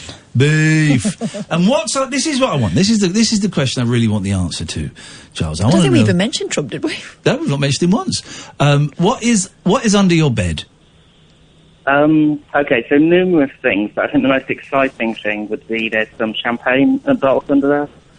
And a pair of knickers? No, sadly not. A pair of boxers? No. What are those Pringles tubes that you hump? A fleshlight. Is there a fleshlight?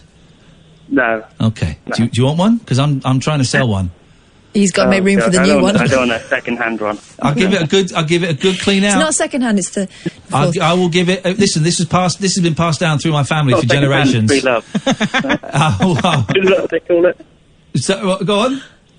They call it free love, don't they? They call it free love, man. Free love. I will, Charles, stay on the line. We're going to get your details. No, cut him off. And I will send that fleshlight was passed to me by my father, passed to him by his father, passed to him by his father, and handcrafted by his father, and it's lasted many generations of. Brought a lot of pleasure to a lot of men. Lot of lonely men.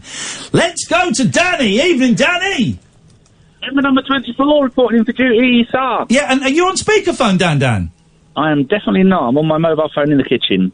Oh, you were further away from we the were phone at very the start. quiet, wasn't it? Oh, I'm holding the phone down by my lap. I had the speaker on louder. Oh. Hold on, let me check. No, it's not on speakerphone. Okay. Very annoying. Danny, you are one of our favourites, despite your... because of your irascible, cheeky wit. You're like Oliver, the Cockney rascal. The Cockney shit. Oliver.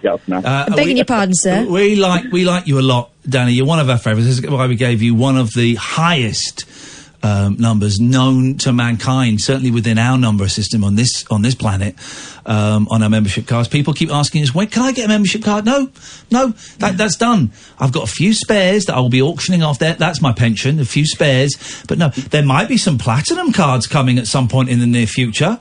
But let's be honest, we only did them for Danny. We just wanted did them. We just wanted to reach out to Danny. And if you come to Cambridge, I'll come and see you. Yeah. Or you could come and see us at one of our other venues that we're doing, like London or Dorset. You could have come to Luton. That's near you. You could have come to Luton. Yeah. Lovely. Yeah, we'll do one day. Hey, do you know what? The place in Luton is quite nice. It's quite posh. It is nice because Luton's a dump.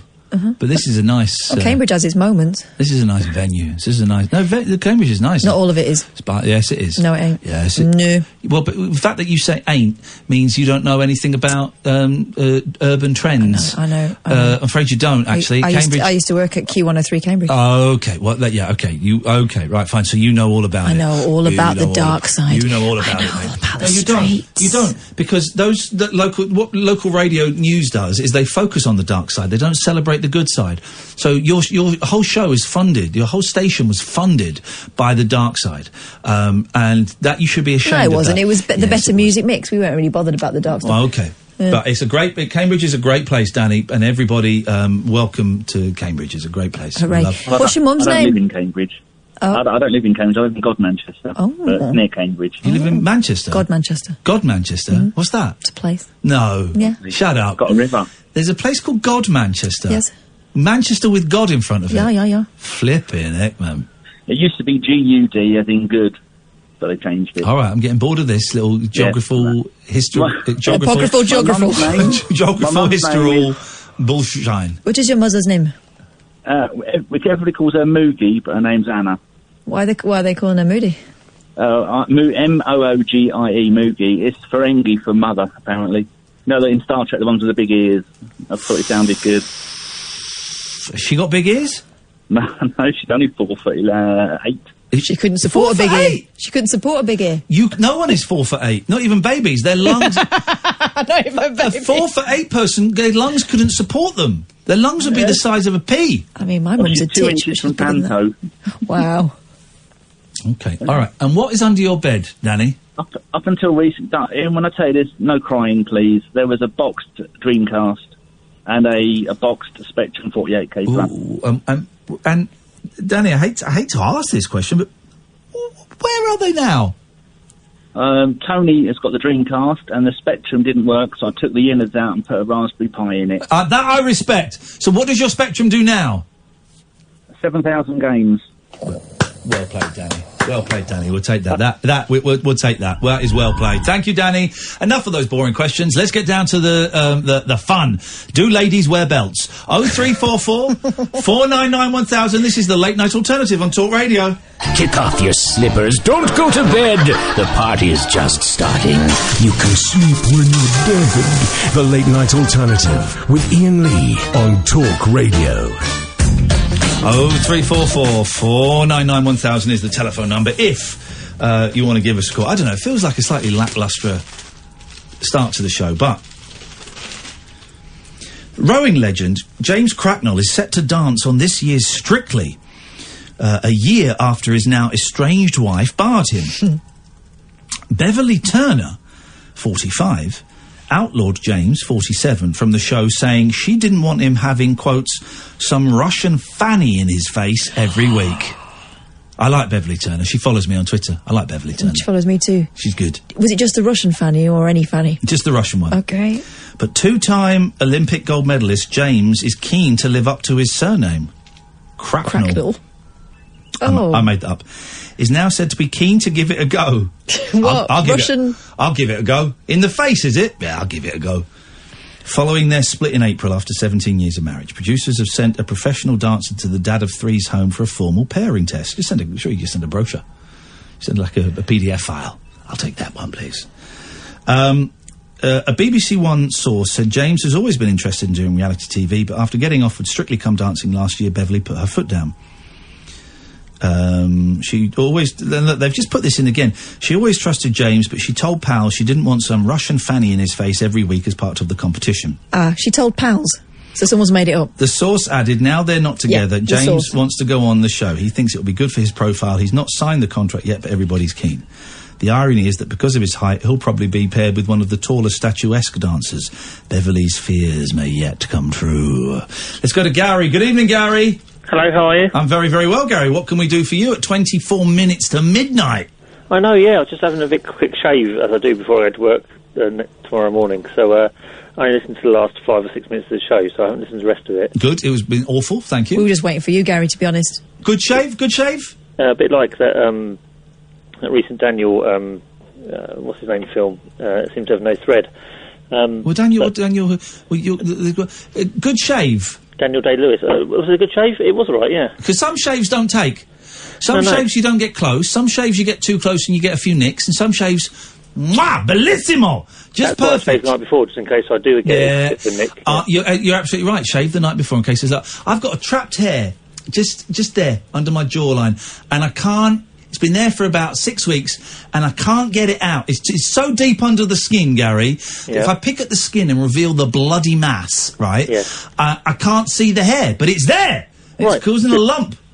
This is the no thread line I was talking about. So I rang you up a few months ago. Yes. And you dissed me for this, so I'll try it again. Okay. Right. Great, really great songwriters. Some of them I really love, and some of the world really loves, but aren't the best singers. No, listen, I like this. Gary came on and tried this 2 or 3 months ago. I remember it. Came on and tried it. It sank.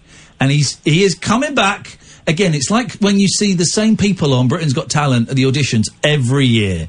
Yeah. And I respect those people more than I respect Simon Cowell. Do you know what it reminds me of? That Yeah. joke about the snail that gets thrown over the fence. Have you heard that one? No, go on. And then, like, a year later, there's a knock at the door. And you open the door and the snail's there, and he says, "What'd you do that for?" Or we could continue to talk about your Gary. hair on your chin if you want. Or do what? You dissing the hair on the chin. It's a great topic. Here's the thing. Ingrowing hair, it's not on the chin. If you listen, it's under the jaw. Yes. Ingrowing hairs, it's dissing my topic. I like this guy. I respect it. Ingrowing hairs affect between 1 and 100% of men in this country, and women are affected by them too. It's a great issue that we don't talk about. I can't support any ingrowing hair charities. I'm a member of SHART, but it's a great problem. People don't talk about it, and we need to... Why are we echoing, Gary? Most things affect between 1 and 100% of people, don't they? No, they don't. Most He's things... finding holes in your No, premise. that's incorrect. Most things affect between 0 and 100%. And here's the thing I've noticed. Gary. You do not answer a direct question, do you? I think it's blue. There we go, you see. There we go. All right. So let's hear your topic again. Let's see if we can breathe some life into this old corpse. Let's see if we can get Nana back up and dancing one more time. Right, I've seen him loads of times. I'm a massive fan of his. My wife will never go to his gigs. He's known around the world as the boss. He's one of the best songwriters in the world. Bruce Springsteen. One of the best singers. Great. He's a great singer. I think he is, but... No, he's a great singer. My wife is this one. Well, your wife is wrong. Divorce her. Okay, all right. Your wife is wrong. But I think he's a terrible songwriter, but I do... Why are we echoing? I don't know. I'm on a landline in my living room, so it must be you. No. It must be you. Okay. Second one. The best songwriter... This guy has just got his head down. He's not making eye contact, and he's like, I tell you what he's like. He's like the fellas on World's Strongest Man that are pulling the bus with their teeth. They just crouch down and they're pulling. They can see the finish line and they go, I must not stop. If I stop, I won't get going again. I've got to keep going. All right. I'll keep going. All right. The world's best ever songwriter? Neil Diamond. No, Bob Dylan. Incorrect answer. Oh, come on. You're saying... I like Bob Dylan, and you're saying his songs are better than Neil Diamond? No, I'm saying his voice... No, incorrect. You called him the world's best songwriter. Regarded as the world's best songwriter. By whom? He got By Gary. He got a Nobel Prize for it. No, he didn't. Yes, he did. No, he didn't. He did. No, he didn't. What did he get a Nobel Prize for? For poetry. Is that not words? It's not songs. Is it words? It's not songs. You said he's the world's best songwriter, and he won it for songs. He didn't win it for songs. I said he's regarded as the world's best. No, but then you cited his Nobel Prize, which is not for. He did not win the Nobel Prize for songs. He won it for words. He won it, Katherine. Can you look it up? I think it was literature, right? He didn't win it for songs. A song's not literature? No. He won it for... I think he won it for poetry. It wasn't literature. It was poetry. Poetry is not songs. Katherine, tell me what Bob Dylan won a Nobel Peace Prize for. I'm looking it up now. For literature. For literature. Literature is not songs. So he did not win that for songs. Next. My point is he's got a better voice. Your point is moot. And I wish you were moot. He did not win the Nobel Peace Prize for literature for his songs, and he is not regarded by many as the world's best songwriter. I've given you a songwriter who's better. Nobody ever uses the word moot. You're the only person who uses that. You've used it. You've just used it now. Stop. Listen. He used it before. Stop putting a dead cat on the table. Stop doing smoke and mirrors. Right. Okay. My third one. No, hang on a minute. What? Hang on. I'm going to carry on. Yeah. No, hang on a minute. We're going just let you know, Steve, our guest, is going to be a little bit late. He's stuck in LA traffic. He's stuck in LA traffic. Isn't that great? Well, isn't that great? He's stuck in LA traffic. Dude, I love it. He's not the world's greatest songwriter by quite some stretch. He's also a really good singer when he tries. Good. So don't say good, because you're putting forward these things, but then you're not engaging. You are supposed to be naming songwriters who are good songwriters but bad singers. That's what I'm trying to do. Well, when are you going to start doing it? Okay, Mark Knopfler. Oh, terrible song. He's a terrible songwriter. He's a great songwriter. No, God, no, he's not. He is one of the worst. Mark Knopfler? That's some of the highest selling albums ever. In the 80s and 90s. Mate, Mrs. Mills sold more than Sgt. Pepper, right? You know what I'm saying? Yeah. Yeah. Which is best? Well, Sgt. Pepper's better. Well, exactly. So what it means is the number of sales is irrelevant. Really? Yes. So I can write one song and sell one copy. It can be the best song in the world, and that's better than anything Lennon McCartney's ever done.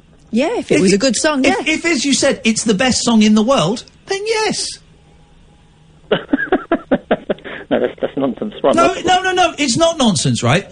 The biggest, you know what the Beach Boys' biggest selling single... I'm a big fan. I know loads about the Beach Boys. Probably more. All right, fine. Whoa! Let me get my measuring tape out. Just remind me. Sorry, Gary. Sorry, mate. How many times have you met Brian Wilson? Once. Okay. Did he sing for you? We sang... that gig... No. When you met him, I assume you met him in a room on your own with maybe just two other people, yeah? Yeah. Right, because I met him in a room on my own with just two other people, and he sang for me twice. Okay. I didn't need him to sing for me. No, of course you didn't. Of course, I didn't need him to. He just offered. He just said. He just asked me what my favourite song was. I told him, and he said, "Oh, it's a great song," and he sang it. I didn't need him to sing it. He needed to sing it. He needed to sing just it. said, thank you, Brian, for all you've done for me. Oh, you massive bumlick! I pulled him up on a few things. Brian ever phoned you at home? Has Brian ever phoned you at home?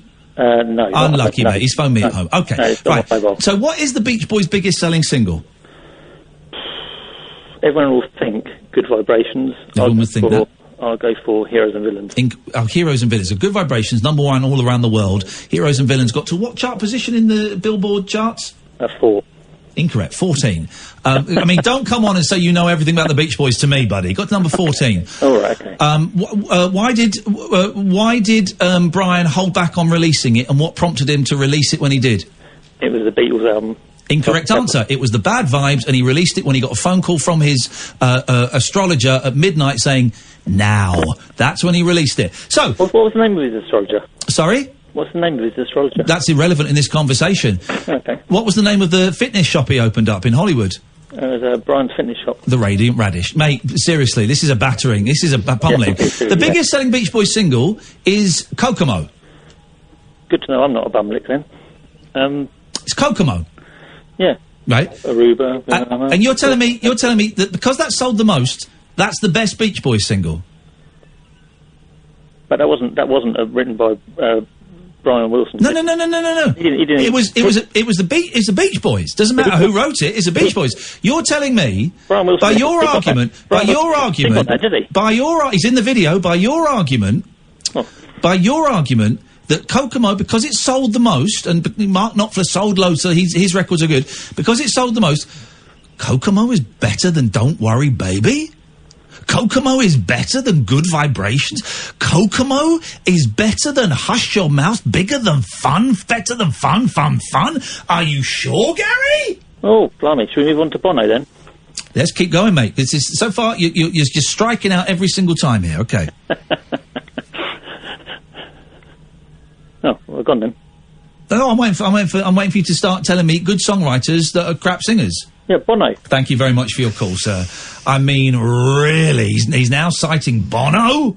Wow. Try it again in a couple of months. I might have softened by then. 0344 499 1000 is the telephone number. This is Talk Radio. Unmissable late night radio with the original king of unconventional conversation. Make contact with Iain Lee. The Late Night Alternative with Iain Lee on Talk Radio.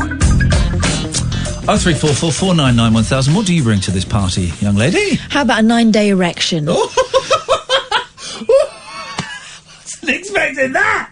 Nor was he. Was not expecting that. Wow. 35-year-old man. You think highly of yourself, don't you? Moped accident led to, and this is a quote from the Daily Star, so please forgive me, it's their language, not mine. Yeah. Moped accident led to 9-day hard-on.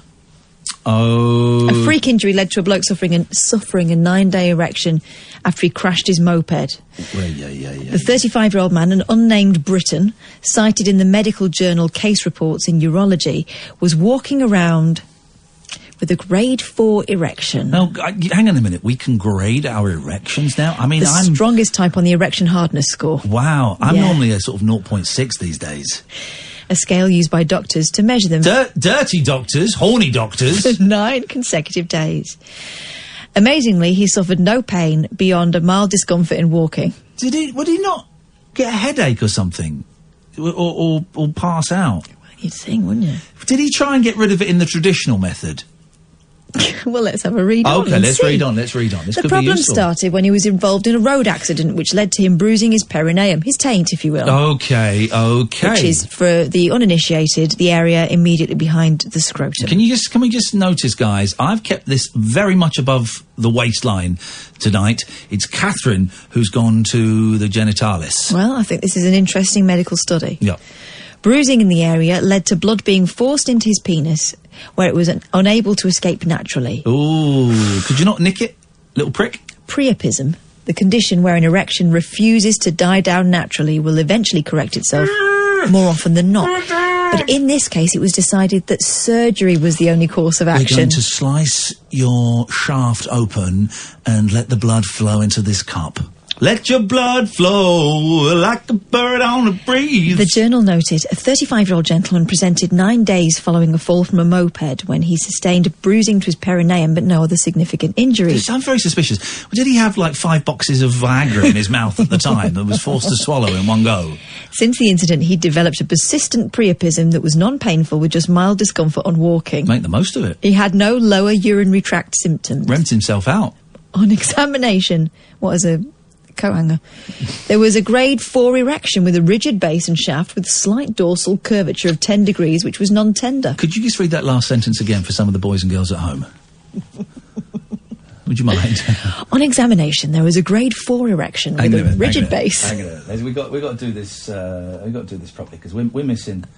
We need to get. You got the Dr. Kildare music.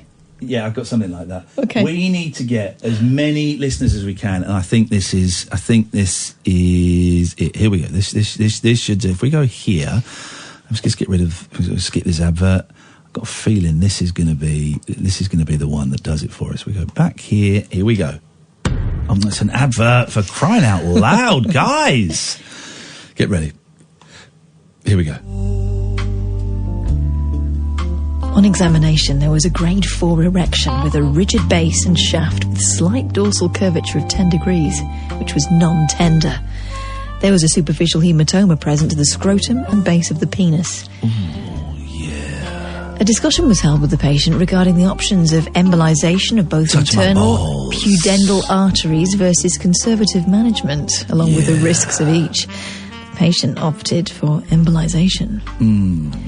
Embolization is usually a minor surgical procedure to prevent blood flow to an area of the body which can often shrink a tumour or an aneurysm.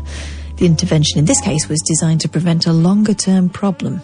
Potential risk of erectile dysfunction needs to be borne in mind, particularly if multiple feeding arteries are present, with selection of absorbable material being recommended in this instance. Timely intervention needs to be considered to avoid the potential risk of erectile dysfunction in the long term for conservative measures. So, now you know.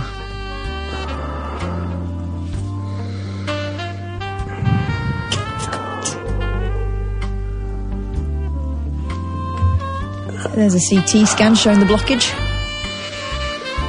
That seems to be the problem, nurse. God.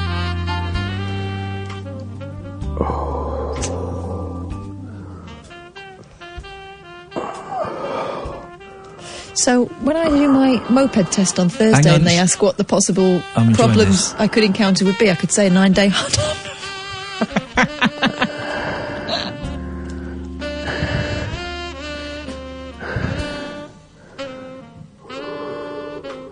Is this bloke all right? Does he need his inhaler? Give over! Do you want to puke? Come on. Stop it. All right, stop it.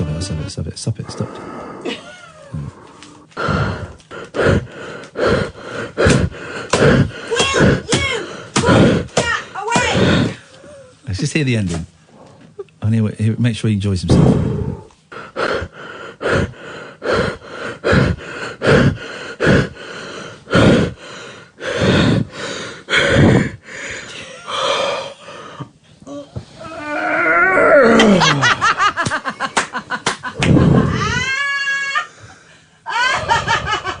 Blimey. I hear noises like that in the gym, though, to be honest. That's me on the lavvy. Thing is, the whole thing, he was too close to the microphone, Yeah, so he wasted blowing that. a balloon up. He wasted it. It was a waste. It was a right waste. Thank you for that story, Catherine. That's Yeah, certainly delightful, something for all wasn't it? men. If you've had an erection longer than that or shorter than that, or the same time as that, then give us a call. 0344 499 1000 is the telephone number. Oh, I should just say, there's 5 tickets left for our show in London in June. 5 tickets left. And we've sold 31 tickets for Dorset now. That's not too embarrassing. Yes, it still means there are 126, but it's better than it was. You want tickets for those and for Belfast, which is definitely happening, and for Bath, which is in September and is almost sold out.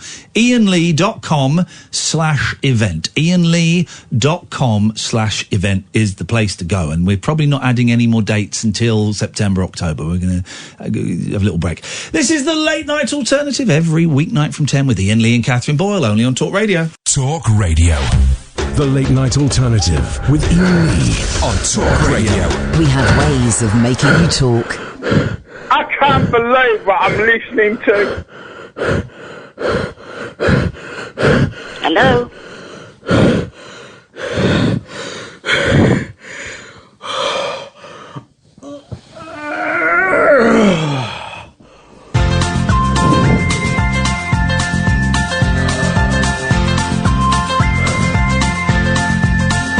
There's a voice that keeps on calling me.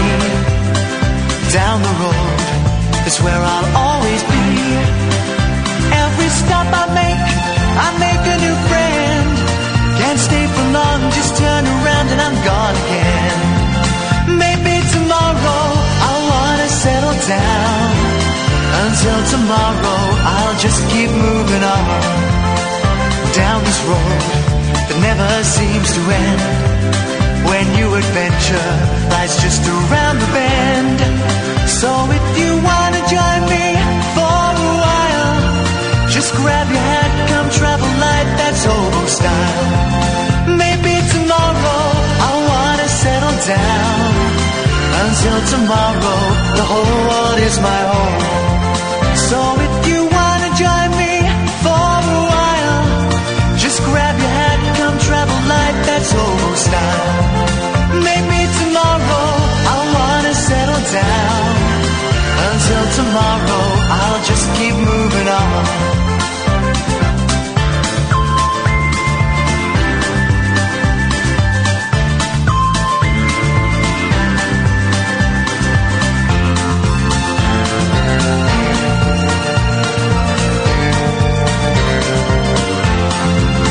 Maybe tomorrow I'll wanna settle down. Until tomorrow, I'll just keep moving on. There's a world that's waiting to unfold. A brand new tale no one has ever told. We've journeyed far, but you know it won't be long. We're almost there and we paid our fare with a hobo song. Maybe tomorrow I'll wanna settle down. Until tomorrow. Here we go. 0344 499 1000. You wanna join me for a while? Just grab your hat, come travel light, that's hobo style. Maybe tomorrow I'll find what I call home. Until tomorrow, you know I'm free to roll. Ba-dum, ba-dum, ba-dum, ba-dum, ba-dum. email. Call our guest. My guest has just emailed. He has beaten the Los Angeles traffic, and he is ready to come on the show. There we go. That's perfect timing. So, years and years ago, I don't even remember when. I thought it was like when I was maybe 15 or something, but I think it was a little bit later. On one of these late night cabaret shows, maybe a Jonathan Ross show, it was on Channel 4, they showed this weird guy, this weird turn called Amazing Johnathan, and he was kind of this big, loud American. He had a headband, and he was sort of doing magic, but it was magic that was kind of like screwed up, and it was the thing that really struck me is, however old I was when I saw it, was this thing he did. We had like a butcher's knife, and he would like just run it around his arm, and blood would come out. And he'd go, look, this is disgusting. Look, it's not cutting through my skin. It's only fake. This is real. And then he'd shove the knife into his arm. And I'd 20, 15, I don't know, I've got no idea how old I was. I'd never seen anything like it.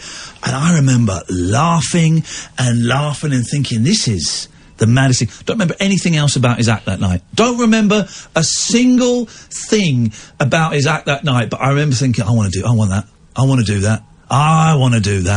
And I was just getting into acting and doing a bit of stand-up and all of that kind of stuff. And looking back now with older eyes, it ties in very nicely with a lot of the people that I liked. It ties in very much with that kind of Andy Kaufman kind of vibe. There's that sort of element the awkwardness and the discomfort. The awkwardness, the discomfort, the just making... Tension, turning...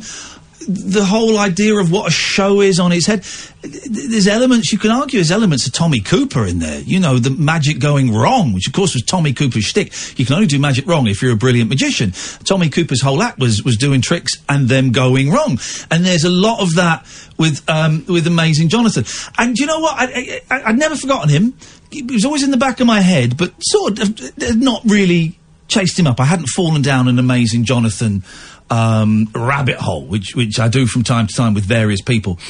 And then someone sent me a link saying there's a film coming out about the Amazing Johnathan called Always Amazing. I think I've got the title right. We'll find out in a second when we speak to the director. I was like, oh mate, I'm on that. And I didn't know anything about the story. And I got in touch with Steve Byrne, who directed it, made it. He's a stand-up in the States, and I think this is the first film he's made. And he very kindly sent me a screener so I could watch it. And I'm going to talk with Steve about how much we can spoil, because I didn't know the story, and there were some shocking moments. But man, what a film. Let's just talk to Steve. There's me banging on about it. Good evening, Steve. Yo, how you doing? Thank you so much for having me. Appreciate it. Brother, thank you for coming on. But me and Katherine, we're simple folk, Steve. We're simple country folk. Yes, we're working in London, but we were so thrilled to hear you were stuck in LA traffic. How glamorous, Katherine! Oh, so much better than ordinary traffic. Better than ordinary traffic. And I'm a simple person, too. I like ordinary traffic normally, but LA traffic takes it up a notch. We got the steroids on traffic, so it's awful out here. I hate it. Well, listen, LA is... I love America. I'm a big fan of New York. Love Seattle, bizarrely. Love San Francisco. LA, man. It's the one place I get there and my soul just sinks. There's a very strange vibe there. Is it still a dark vibe in LA? Well, it's masked by the sunshine and palm trees, yeah. But it's there. That's always what they there. do. Hey, listen, man, I loved your film so much. I thought it was beautiful. It was hilarious. You know, there are moments of intense and deep sadness in it. Why did you make it? Well, to escape probably the dread and sadness of Los Angeles, I think. But ultimately, when I first started doing stand-up, I'm a New York comic, so I started in New York City, and you know, you can only do so much in New York. I kind of wanted to explore and see the rest of the country, so I got offered 2 weeks back-to-back on the road at a club called Charlie Goodnight's in North Carolina. And my first week was with Brian Regan, and the second week was with the Amazing Johnathan. And Johnathan and I got along really well. I love watching him. And then Joel, the kid that's in the film, who's not a kid anymore, we're around the same age. We're huge Oasis fans, so we were trading bootlegs back and forth to each other on CD. That's how long ago this was. Wow. So Joel and I got along really well, and then when I got my first TV set in Los Angeles, I came and crashed at Jonathan's couch, and the second time I came and did the same thing.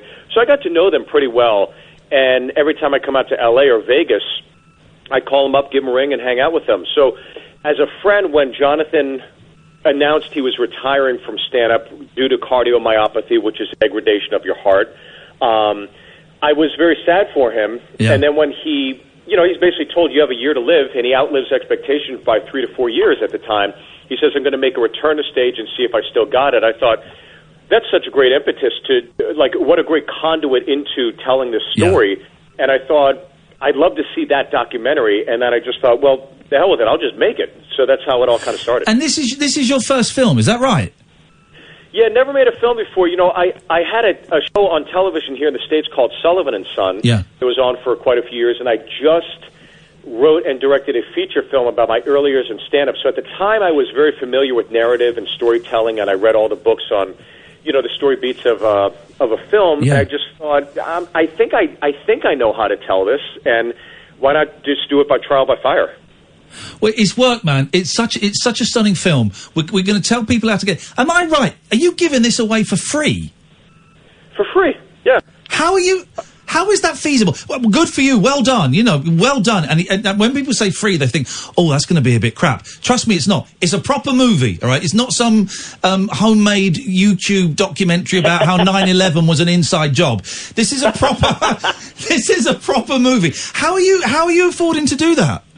Well, my wife's furious, but yeah. I was given the opportunity to. So the way that these things are structured, right, is that you could put them on a platform like iTunes or Amazon, and people rent them, right? And you get like an upfront fee, which is like a third of what it costs to make. But I just thought I made this film because I love the story and I want it to be seen. Wow. And for me, visibility was more important than anything.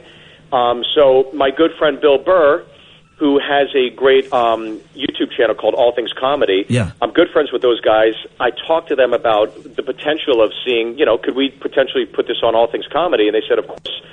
So we thought, let's just launch it there. And today's the first day, and it's already up to in just a few hours, it's like 12,000, I think. Oh, mate, fantastic. Good.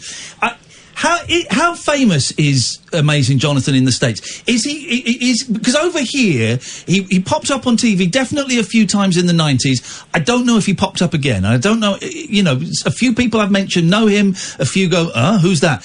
How big was he in the States? Yeah, well, you know what? It's just like you said. I think there's an education process with our film where we have to reintroduce like a younger generation of kids to Johnathan and who he is.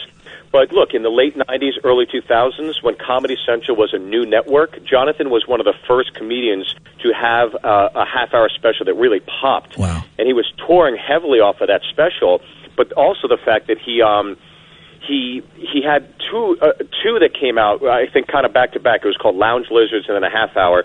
And due to the success of those, he was able to really just bunk up and stay in Las Vegas and become a Vegas headliner. And I don't think had he gotten sick, he'd be just as well known as Penn Jillette or Copperfield, maybe not Copperfield, but just as well known as some of the other really relevant and prevalent magicians. But also, Johnathan is his own worst enemy, so maybe not. I don't know. I mean, that's exemplified in the film, too, It has to be said, David Copperfield, I'm a huge fan of David Copperfield. His hair is very dark for a man of his age. That's a great trick. Whatever he's doing there, he needs to keep doing that. How easy was it to get, because Penn Jillette's in it, again, Penn and Teller, love them. How easy was it to get David Copperfield and Penn Jillette in the movie? Were they like straight away, yeah, of course we'll talk about him? Yeah, I think they all there's this great community of support and friendship between those guys, and there's very few people that have done what these guys have done year after year, still drawing and maintaining the relevance in Vegas. But I will say this, like Copperfield could be the most spectacular man I've met in person when really? You go to his house and he opens the door, and I mean, the guy's a billionaire, and you walk in and you see this David Copperfield walk out, you're like, oh my God, I got to sue my parents. This man is a different species. It's unbelievable.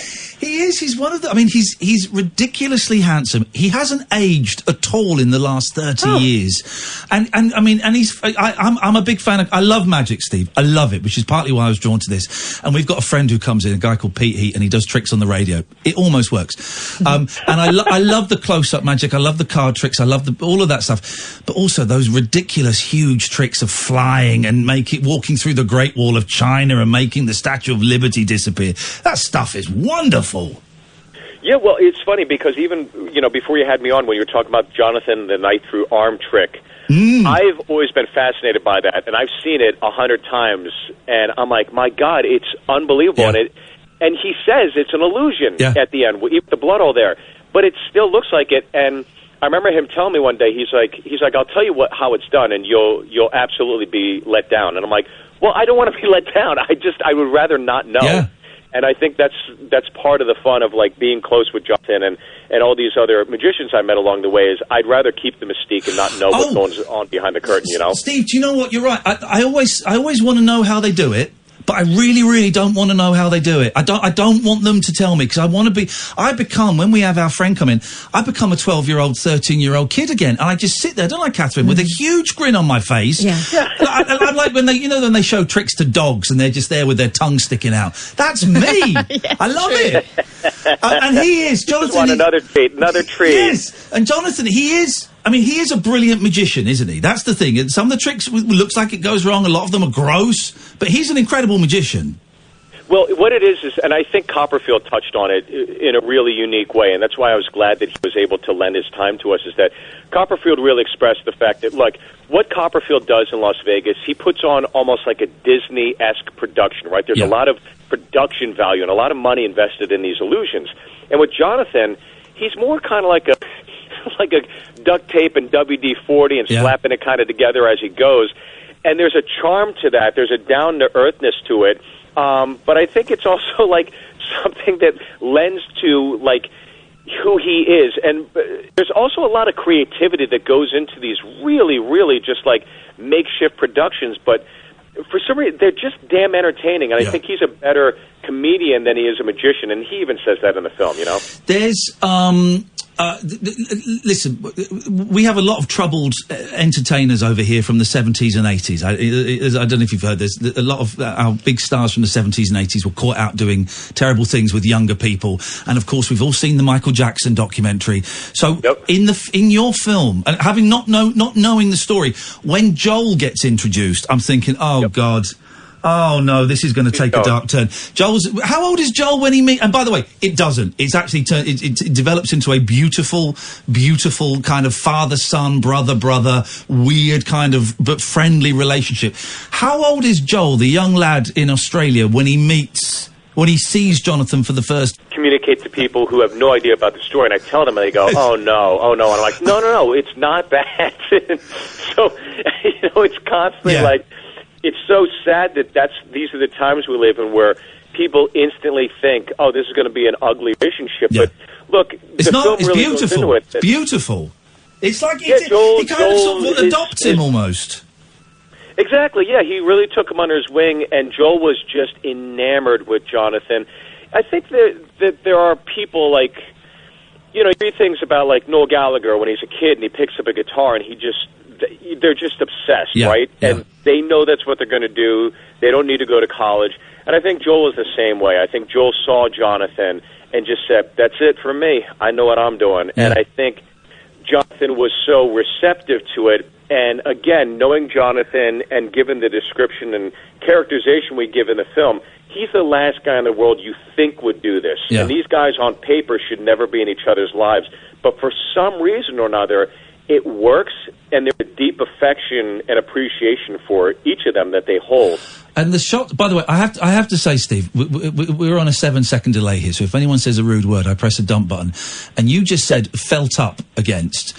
And we've had quite a few swearers recently, so I dumped you because we thought you said effed up, which you didn't. So if anyone's listening wondering, where did those 7 seconds go? It was just my nervous reaction. You said felt up. No, okay. It's not your fault at all. It's just might be me being nervous, Steve, that's all. Yeah, the Lost in Translation. Well, as a comedian that does morning radio every week in the States, I'm sorry about that. No, we're in safe the last thing you want to touch. We've had some potty mouth people on recently, so that was that. The scenes towards the end where it's Joel and it's Jonathan sat together, and I mean he looks tired. I'm deliberately not giving away too much. You give away as much as you want, but I'm kind of holding back a little bit in case you want to say whatever you'd like. Okay, well, there is an incredibly moving bit which I didn't see coming. It's an incredible scene, actually, an incredible scene in any film. And you've got all the glitz, you've got the glamour, you've got the drugs, you've got the beautiful women, and then there's a scene where Jonathan is sat on stage with an audience, and he says, "So anyway, I'm dying, and I've been told I've got a year to live," and the audience start laughing. And he goes, no. And again, this is kind of the Kaufman thing. He goes, no. It's not a joke. It's not funny. I'm dying. One woman titters. He goes, seriously, I'm dying. What was that? What was that event? Because that was incredible to see that. Yeah, that was an event held in Las Vegas where they have folks in the community, entertainers, relevant folks within the community. Because what you learn in doing something like this is Vegas is a very, very small town. Right. They're very communal and they're very supportive of one another. And Jonathan, being the Vegas headliner that he was, wanted to make a formal announcement to the community and his friends and let everybody know that. And again, Jonathan is... We go into it where Jonathan is known for his pranks and always pulling pranks on people that a woman just naturally thought, oh, he's pulling another one. Yeah, of course. He's being Jonathan. And then when it turns serious, I think that's when you really see it. And look, Joel and Jonathan are both as funny and as entertaining and as personable as they are. They're very inhibited and recluse in terms of their emotions. So there's a scene where I had them... I was filming them the whole time when we were doing these shows and stuff, and I was just like, man, every time I ask them questions about one another, I'm trying to get them to really give me something with some emotional stakes to it, something. And neither of them would really show their cards. So I had them... I was flying out to go do the show and do the filming, and I read this exercise about people that write a letter to somebody, to someone else who means something and has had an impact on their life. But instead of sending it to them, they'll knock on the door and they'll actually read it to that individual. And I thought, that's what I got to do. And so at the end of the film, these two read letters to each other, and that's how that happened. That's that. Wow. He's told he's got a year to live. He lives longer than that. And it's his heart condition, that's through drug abuse, is it? No, the cardiomyopathy, I believe, is just one of those things that happened to him. What actually is what's accelerating all this is the diabetes and the drug addiction. Right. And what's sad is that his doctor said if you go cold turkey on the drugs, your body will go into shock. Yeah. So it's almost like you got to keep doing it, which he thought, okay, great, that's great news. But, like, imagine being his wife. She's like, oh, Jesus Christ, it's the last thing she wants to hear, you know? Yeah, let's get some more crack in. I need crack, otherwise I'm going to die, guys. That's the thing. Doctor's orders. Doctor's orders, yes. Doctor's orders. You're the good doctor. But what's honestly keeping alive, and I think these are one of those things narratively that as a filmmaker you wonder, is this worth putting in or not? And there's a lot of things we had in that we didn't put in. But what's keeping him alive, I think, is he's taking stem cells that are delivered from Mexico into Las Vegas. Wow. And he's taking stem cells, and that's somewhat repairing his body. Wow. And keeping him alive. But again, I don't know that he's doing this with somebody that is... really, really particular with this. I think it's kind of like scattershot and seeing what works. For some reason or other, it has worked. But I do know that he is progressively still, even though he's repairing himself, for every step forward he takes, taking 2 steps back as well. Is he still doing shows now? When were the live shows that you went and filmed with him and Joel? When were they? And is he still doing shows? Sure. Those shows that we showcased were two years ago. Okay. And in the aftermath of those 2 shows, the following year he did one show, I think, every 2 months. Okay. And then I talked to him the other day, and I said, are you still thinking of trying to get to do shows? And he said, no, I think I'm done now. So that was a real concern when he was saying, I'm going to make my return to stage. And you see what a force of nature he was early on in his career. That's an accelerated heart rate when you're performing like that. And it was a serious concern that this guy may die literally right in front of our eyes while he's performing. And I was very nervous as a friend, but then as someone documenting it, if that's the case, how do you relay the story? I was hoping it wouldn't happen, you know. While you're talking, I've just got the trailer. I'm going to retweet the link to the film in a bit. It's free, guys. It's free. It's worth every penny. And I'm just watching the trailer, and it's just hit his assistant in the nose with some nunchuckers. It is. it is that very popular in the 90s. That kind of very fast, very sweaty, very loud, frenetic. He will be, whatever. You know, just a wonderful, wonderful, unique performer. Sure, we've all seen magicians, and they're all kind of a similar thing. We've all seen comedians; they're all kind of a similar act. You know, there may be a few variations, but there are a handful of people throughout time, like Johnathan, who are completely unique. Yes. And I think you capture this. I think you capture this in the film. Thank you so much for making it, Steve. It was beautiful. And I say I was in tears at the end because I didn't know that he was dying. I didn't know he was ill. I thought it was going to be a jolly romp. And here's my latest tour that film is being done to promote. And then when he sat there going, I've got a year left to live. Oh, I was gone, mate. I was gone. I was in floods of tears. It's some story that you've told it absolutely beautifully. You should be very proud of it. Well, I cannot thank you enough. That's very high praise. When I saw you tweet something, I looked you up obviously and just thought, wow, this is a very established gentleman with quite a career and continued success to both of you. And I was there about a year and a half ago, opening for the Impractical Jokers, the Good Friends, on this UK tour, and I'll be back. I believe this October. Whoa, Steve! Well, you're coming in then, Steve. We are kidnapping you. We don't have guns in this country. Don't worry, you'll be safe. Okay. But we have nunchuckers and we have rope. We have psychological torture. Dude, you're coming in one night, and if you're not coming in, we're going to come out and meet you one night. You come and be on the show, Steve. It's yours. Sure. Yeah. I'd love to. We have each other's emails, so I will definitely be in touch with. Oh, fantastic! Right, if I can get Sal to jump on with me too. Mate, listen, you come, bring whoever you want. We'll go out. We'll go out and do a lunch. You can come in the studio, whatever you want. It will be a thrill to meet you, Steve, because this film is an absolute joy. It's called Always Amazing. It's on All Things Comedy, the All Things Comedy YouTube channel. I'm going to tweet it again in a minute. It's at Steve Byrne Live, BYRNE Live. I'm going to tweet all of this in a second, but it's free, man. It's free, and thank you for doing it for free, because you know it's all microtransactions. Everybody's trying to make a buck. I'm sure this cost you a few quid to make, so it's a really noble thing to just want to get the story out there, Steve. What else are you working on now? What's the next project? Well, I just wrote and directed a feature film about my early years in stand-up comedy. It takes place over 4 days, and about a young kid pursuing his bliss, and you know the temptations of pursuing your dreams, and then the reality of you got to pay the bills and having a corporate job, or whatever, just a 9 to 5. And it was produced by my good friend Vince Vaughn. It'll be coming out. Well, hang on, Steve. No, I'm sorry. We can't allow that. Sorry. My good friend Vince Vaughn, star of Dodgeball. You can't just toss that out there, buddy. Come on, Vince Vaughn. Wow. Well, he was a producer on my TV show here in the States called Sullivan and Son, and we've been friends for, I guess, maybe like 10 to 15 years. I love Vince Vaughn, man. Anything he's in, he just lightens it up. All right, well, and when is that coming out? Have you got a date for that yet? I believe that'll come out early 2020, and it's a ton of great stand-up comedians. Actually, Jimmy Carr was close to being in it, but couldn't make his schedule work when he was here in the States. So, there you go. I'm always bummed by that. Steve, listen, it's such a thrill to talk to you. The film is always amazing. I'm going to tweet the links in a bit. Go on YouTube, All Things Amazing, Amazing Johnathan. You'll find it. Best of luck with the film, Steve, and I look forward to shaking your hand later in the year. Well, the shake in the hand comes with me providing you with a shot of Jameson. Both. Okay? That's the deal. Steve, listen. Let me tell you, I'm an alcoholic and a drug addict. Let's make it a shot of Coke. I'll take the Jameson. Katherine will take the Jameson. She's in. Steve, it's so nice to talk to you, man. We'll speak to you soon. All right, love to you both. Thanks so much. Thank you very much. What a nice guy. It's such a good film. Honestly, it's such a good film. You are in for a treat. It's free. I love that. Just wanted to get the story out there.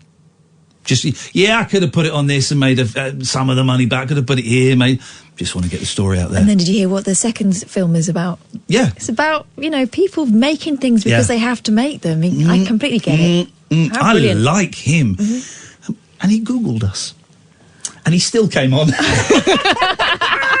I'm going to tweet out that film, 0344 499 1000. We've got the last 30 minutes of the show. This is Talk Radio. The radio show for people who know the best part of the day is the night. The Late Night Alternative with Iain Lee on Talk Radio. We'll get you talking.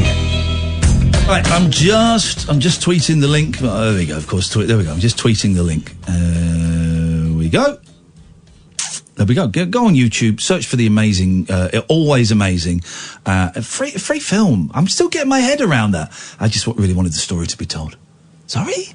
What? You're doing it for free? Wonderful. It's so good. It's so good. And I really hope that that people love it. Oh, look, there we go. Beautiful. Right, last 30 minutes of the show. That's inspired me, that people making stuff for the sake of making stuff and the sake of telling a story. Hey, I want to make a movie. Well, the closest I came was that little short 20-minute Monkeys film that I made, which I'm very proud of. You know, it's not up to the standard of that, but I'm very proud. Where I went to a Monkeys convention and filmed a load of Monkeys fans and a couple of monkeys, and it's a nice, cute little film. And when you say you filmed them, you filmed them. Oh, you I did filmed the whole it. thing yourself. Well, this was the thing. I didn't edit it because editing I can't do. I can't get my head around how you've got hours and hours of footage or audio, and then you put it into a story. I can never see the story. You can with audio, so I give it to you. And a friend Johnathan Sloman, or a guy I met, and said, I've got all this video and I don't know what the story is. Could you do it? And I gave him a few quid, and he said, right, I think I've got these kind of threads, and he edited it, and it was great. He did a great job. But yes, I went there with a video camera and a microphone and a couple of lenses. I didn't know how to use any of this stuff. I had a quick crash course the week before I went with a cameraman saying, right, you use this lens for this and this lens for that, and I'm writing it all down. I don't really remember any of it. And I was in a hotel room and I was charging all this stuff up, and I'd go out there with microphones and all of that, and keeping my fingers crossed that I'd get something. And I got some pretty good stuff. Some of it's a little bit out of focus. Some of it's a little bit out of focus. Hey, that's a first go, though. Yeah. That's pretty good. It's not bad. I should do another one. I mean, it was only 5 years ago. Well, you know that normally when people make films, there's more than one person. Yeah. There's a reason for that. Oh, yeah, there is normally one. That's true. It was me. And I the worst, it was going up, people going, can I film you for my documentary, please? And most people were great. But God. You're lucky with Americans, though, because they're always ready to go on camera, aren't they? Exactly. It's a nice little film. I should retweet that out. Right. Onwards and upwards, dear listener. Now's a great time to give us a call if you want to. Let's go to everyone's favourite pain in the arse. It's Mo. You're right, man. I'm all right, Mo. I'm feeling it. I'm feeling alive. I'm feeling good. I'm alive and I'm good. Anyway, do you want to do accent test? So I do an accent and you guess it. Okay, so you're going to do so Mo is going to do an accent and we're going to guess it. Away you go. Okay. You're right, guys. So, do you have any chips and gravy because my oven's broke? So, any chips and gravy because my oven broke? And the way you did it... Is it Pakistani, Mo? Let me do one more time, okay? Okay, yep. You're right, Dad. Have you got any chips and gravy because my oven's broke? Now, the inclusion of Bab would lead one to suggest that he was trying Birmingham, but that can't be right, can it? It's not Birmingham, is it, Mo? Yeah. Whoa, mate, that was awful. Well done. I've never heard such a bad impression. Okay, let me do one more time. Have you been practicing these? Don't do the same one, please. Okay, let me think of another one, okay? Okay, you think. You're right, guys. It's the same? You want some chips and gravy because my oven's broke? It's exactly the same. Same voice there, buddy. Same voice. And the same sentence. Well, that's the best sentence. Okay, well, it is the best sentence. Have you got any chips and gravy because my oven broke? We all know. It's the best sentence. But try and do another voice this time if you can, Mosif. Okay. Do you have any tiptoes because my baby's blabbing? Do you have any chip toes because my baby's blabbing? It's the same voice, but it's the same accent, but just higher pitched. What sentence are you saying? Have you got any tip tops because my baby's blabbing? Oh, okay, Tip Tops. That's an Australian chocolate. That's like that, but that's so it's Australian, Gosh, right? That really is awful. Tip Tops is actually ice pop in Birmingham. So you're doing Birmingham again? Just higher pitched. Why? I thought you were going to be doing different accents. You're just doing Birmingham. No, I was just doing Birmingham.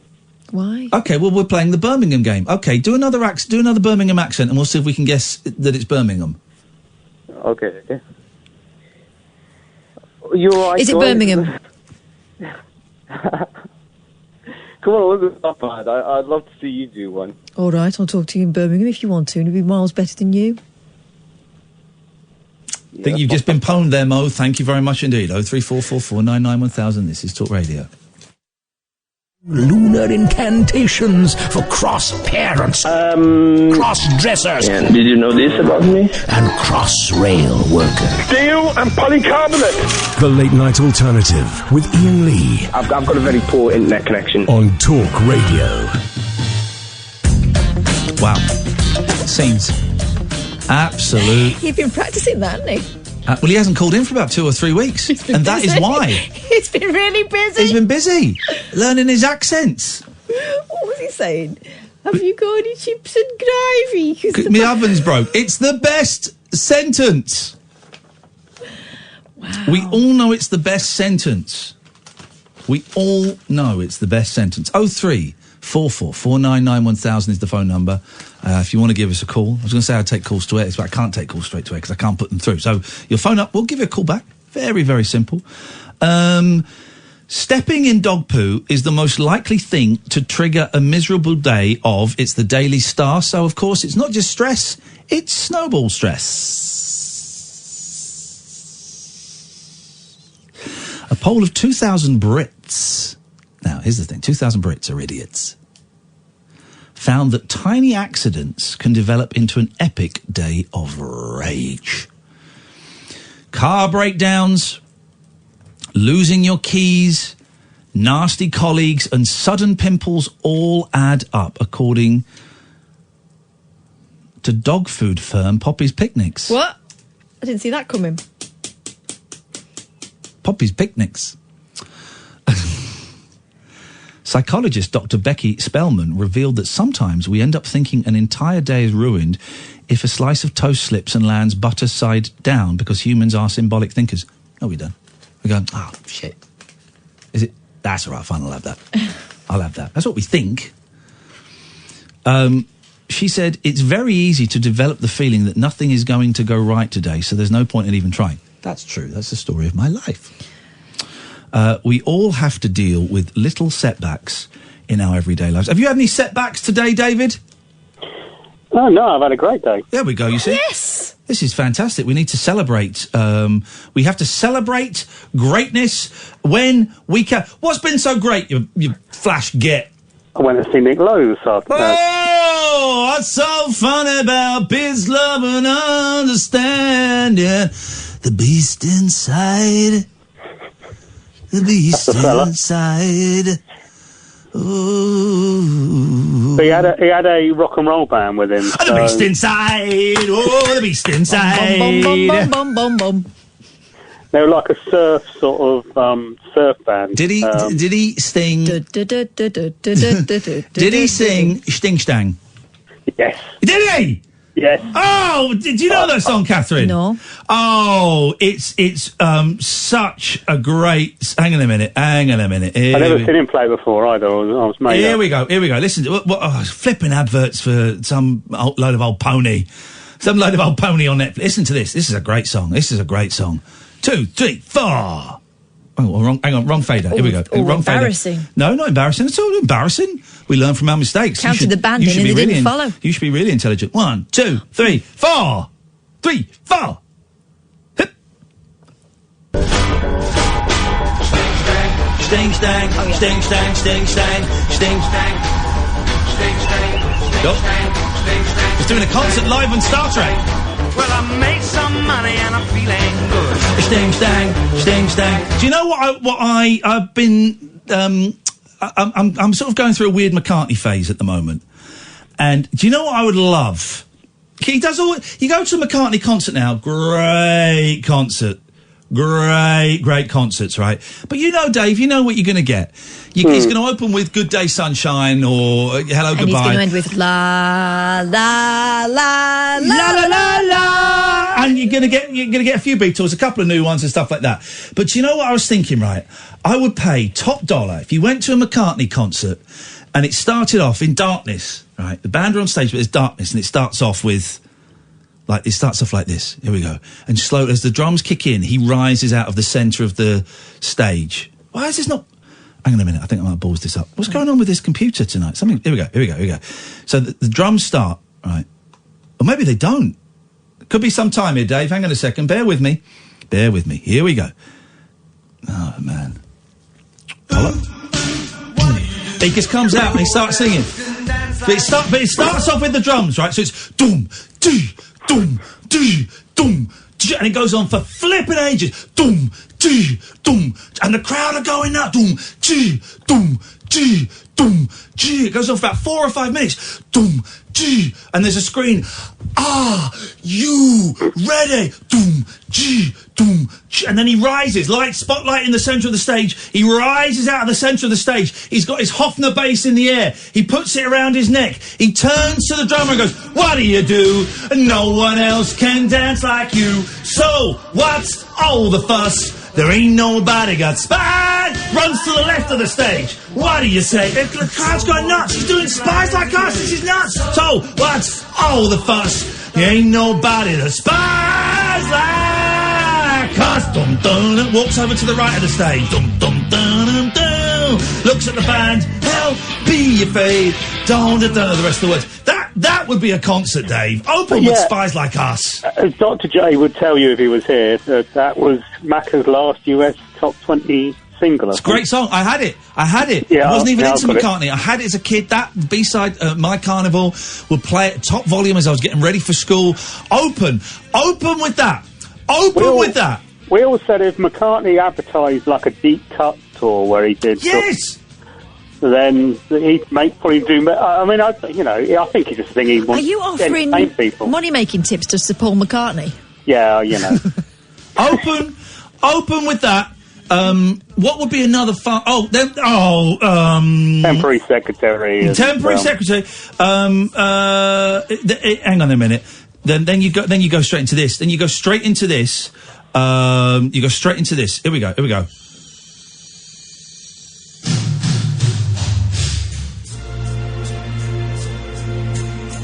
Slows it down straight away, track 2. He's messing with the formula. Straight away. Puppet dog tales in the House of Lords. Something on tales with the Mouse of God. Tell me, darling, what does it mean? Ooh, yeah. Having a shit on a windy day. I don't know what the words are. I can't remember the words, but you know what I mean. I follow that up with Wanderlust as well. Wanderlust, well, okay, Wanderlust, but Wanderlust goes straight into Pipes of Peace. Oh. Yes, man. And then... You want to about his 80s McCartney set, yeah. I want an 80s McCartney set. The girl is mine. Oh, yeah, well, that is, okay. I think he needs to repossess it. That is, no. That is a very tricky thing. No, what I would do is without stops, that's 5 songs we've done, right? Ebony and Ivory. Exactly. Ladies and gentlemen, would you please welcome to the stage, it's Mr. Stevie Wonder. Crowd goes nuts. He's doing the E and the I. Mr. Steveland. Ladies and gentlemen, please welcome to the stage, good friend of mine, Mr. Stevie Wonder. He comes out, they do Ebony and Ivory, but here's the thing, halfway through it, they swap over and do each other's lines. This is an amazing Paul McCartney concert. I am blown away by all of this. Then he brings it up to date, does something modern. My brave faith. I've been living a lie, unaccustomed as I am to the role of a housewife. Oh, wow. And he can bring Costello out at that point. He brings Costello out, and Costello says, Paul, why didn't you do any of the songs the way I wrote them? I invented Flowers in the Dirt. It was my idea, He does all of that. Wonderful. And then at the end, then the concert finishes, and the band, he's done the encore, and the band, and everyone thinks, it's over. The thing is over. And then he comes out on his own, and he sits at the piano. He says, I just want to say thank you very much for coming tonight, and there's some people I would really like to be here tonight, and I'm afraid they can't be here tonight, and that's a really sad thing. So I would like to dedicate this next song to absent friends. And he's at the piano, he just plays... Oh, is it going to be that one he did with Rihanna and Jay-Z? No. At the end, he just plays this on the piano. And this is the song he dedicates to John Lennon and George Harrison. This is the song. Almost as if to rub their faces in the dirt. And this is a great song, by the way. It's a great song. Yeah, anyone who uses a way to, the orchestral bit is an idiot. The orchestral bit is incredible. He does this at the piano. He does this at the piano on his own. Then slowly, there's like an orchestra, and he's not even used the orchestra for the show. It's just for this one song. The orchestra comes in and they plays. This is his tribute to the fallen heroes. You know the Paul McCartney head wobble and surprised eyes. You know it very well, yeah. This is the musical version of that. Yeah. It's a great song.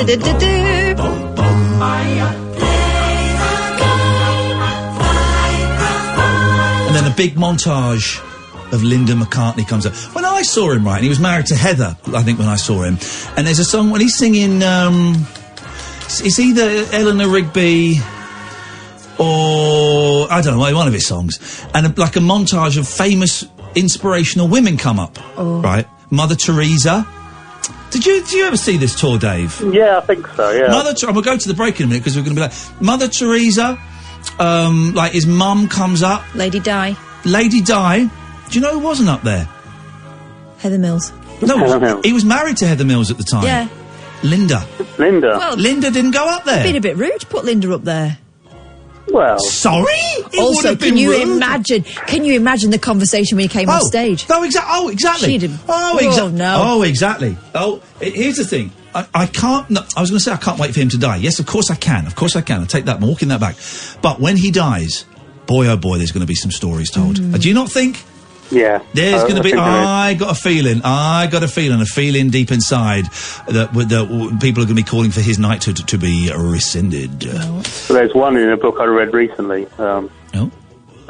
Just in between Jane Asher and Linda McCartney, he set himself up in an LA hotel. What? And he had a black girl in one room and a white girl in the other room. Wow. And he called this the Black and White Minstrel Show. And Wow! Paul McCartney. This is according to which publication? That's in Peter Brown's book. Peter Brown worked with them. Yeah, exactly. You know what? Mate. That's not the worst. That's not the worst story I've heard. Dave, no, not me. Dave, we are all out of time because you've just witted on about Paul McCartney. Katherine Boyle. Apologies to the JZ fans. Of course, meant Kanye West. Yeah. Racist. One black musician looks and sounds just like any other black musician. Really rich rapper. Yeah. Wow. He's become, Jay-Z is now a billionaire. Yeah, I heard. And that's because I just buy all of his records multiple times. I love him so much. This is Talk Radio. The Late Night Alternative with Iain Lee. Unfiltered Night Talk with the original king of unconventional conversation on Talk Radio.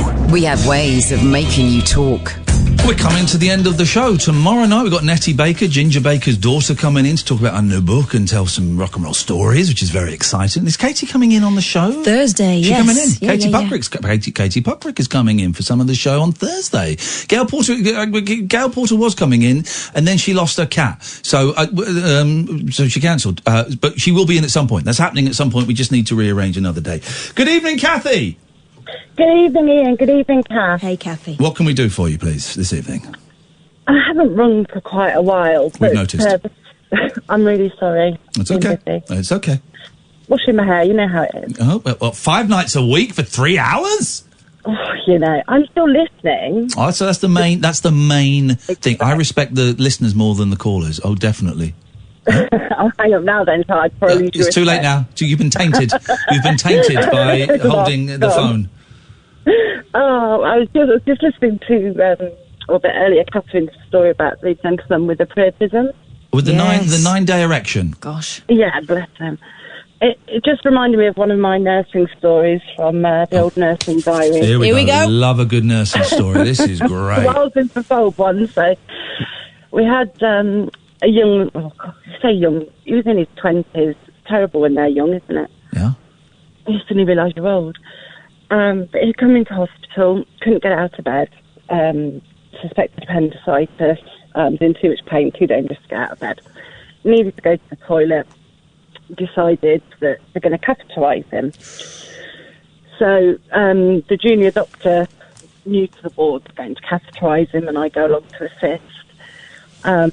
Gorgeous young thing she was, with a quite tight skirt. Oh, gosh. Quite short. Yeah.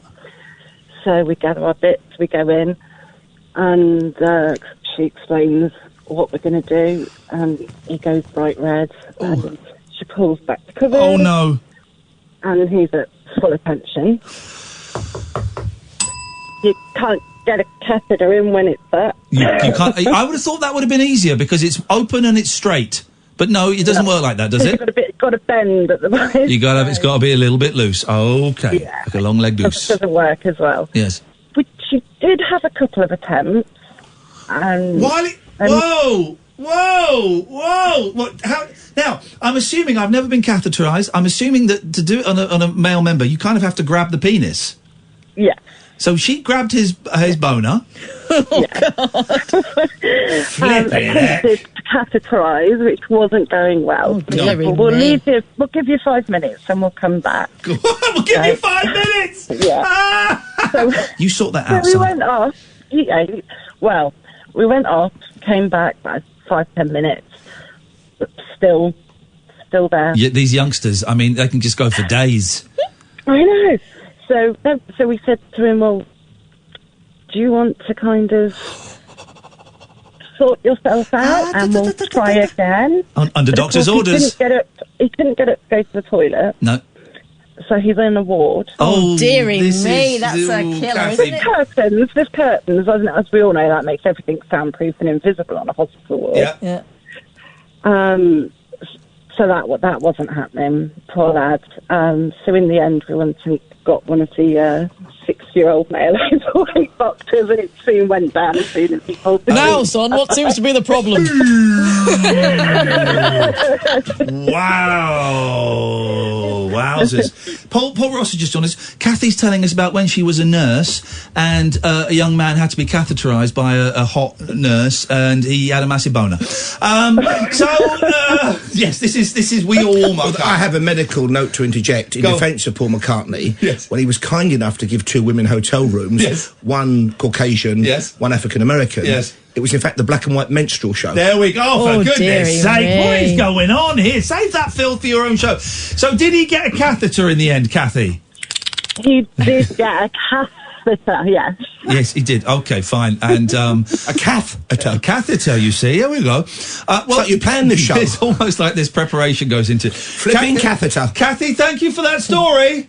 All right, see you soon, guys. Tutty bye. There we go. She doesn't call us for months, and it's about a young man's boner. She made it worth it. Golly gosh. Paul Ross, what's on your show this evening? Hot off the presses, though. Yes. Never mind what's on my show. This is a gift for both of you. Uh-oh. I've had my usual cruise, around the TLS Times Literary Supplement offices. Yes. Okay.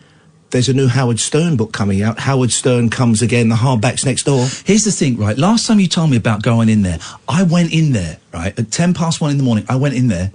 There was someone working in there. There was a woman in there. Yeah, but you know what it's like? You know the way to handle those things?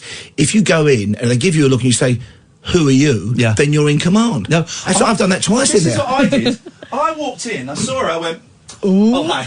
And just went straight back out again. Hardly looking suspicious at all. Straight back out All again. I would say is when you do go in there for a wander round, you can take a free copy of the TLS. Don't leave your dabs anywhere else. Okay, all right, thank you very very much. much. Stuff is soon, because of me, going to go missing from the office. Oh, God, I'm not getting Volumes involved. of I'm thinking car boot. I'm not getting involved in this. You've 50 seconds. We're out of 57.50, which I now know you can see.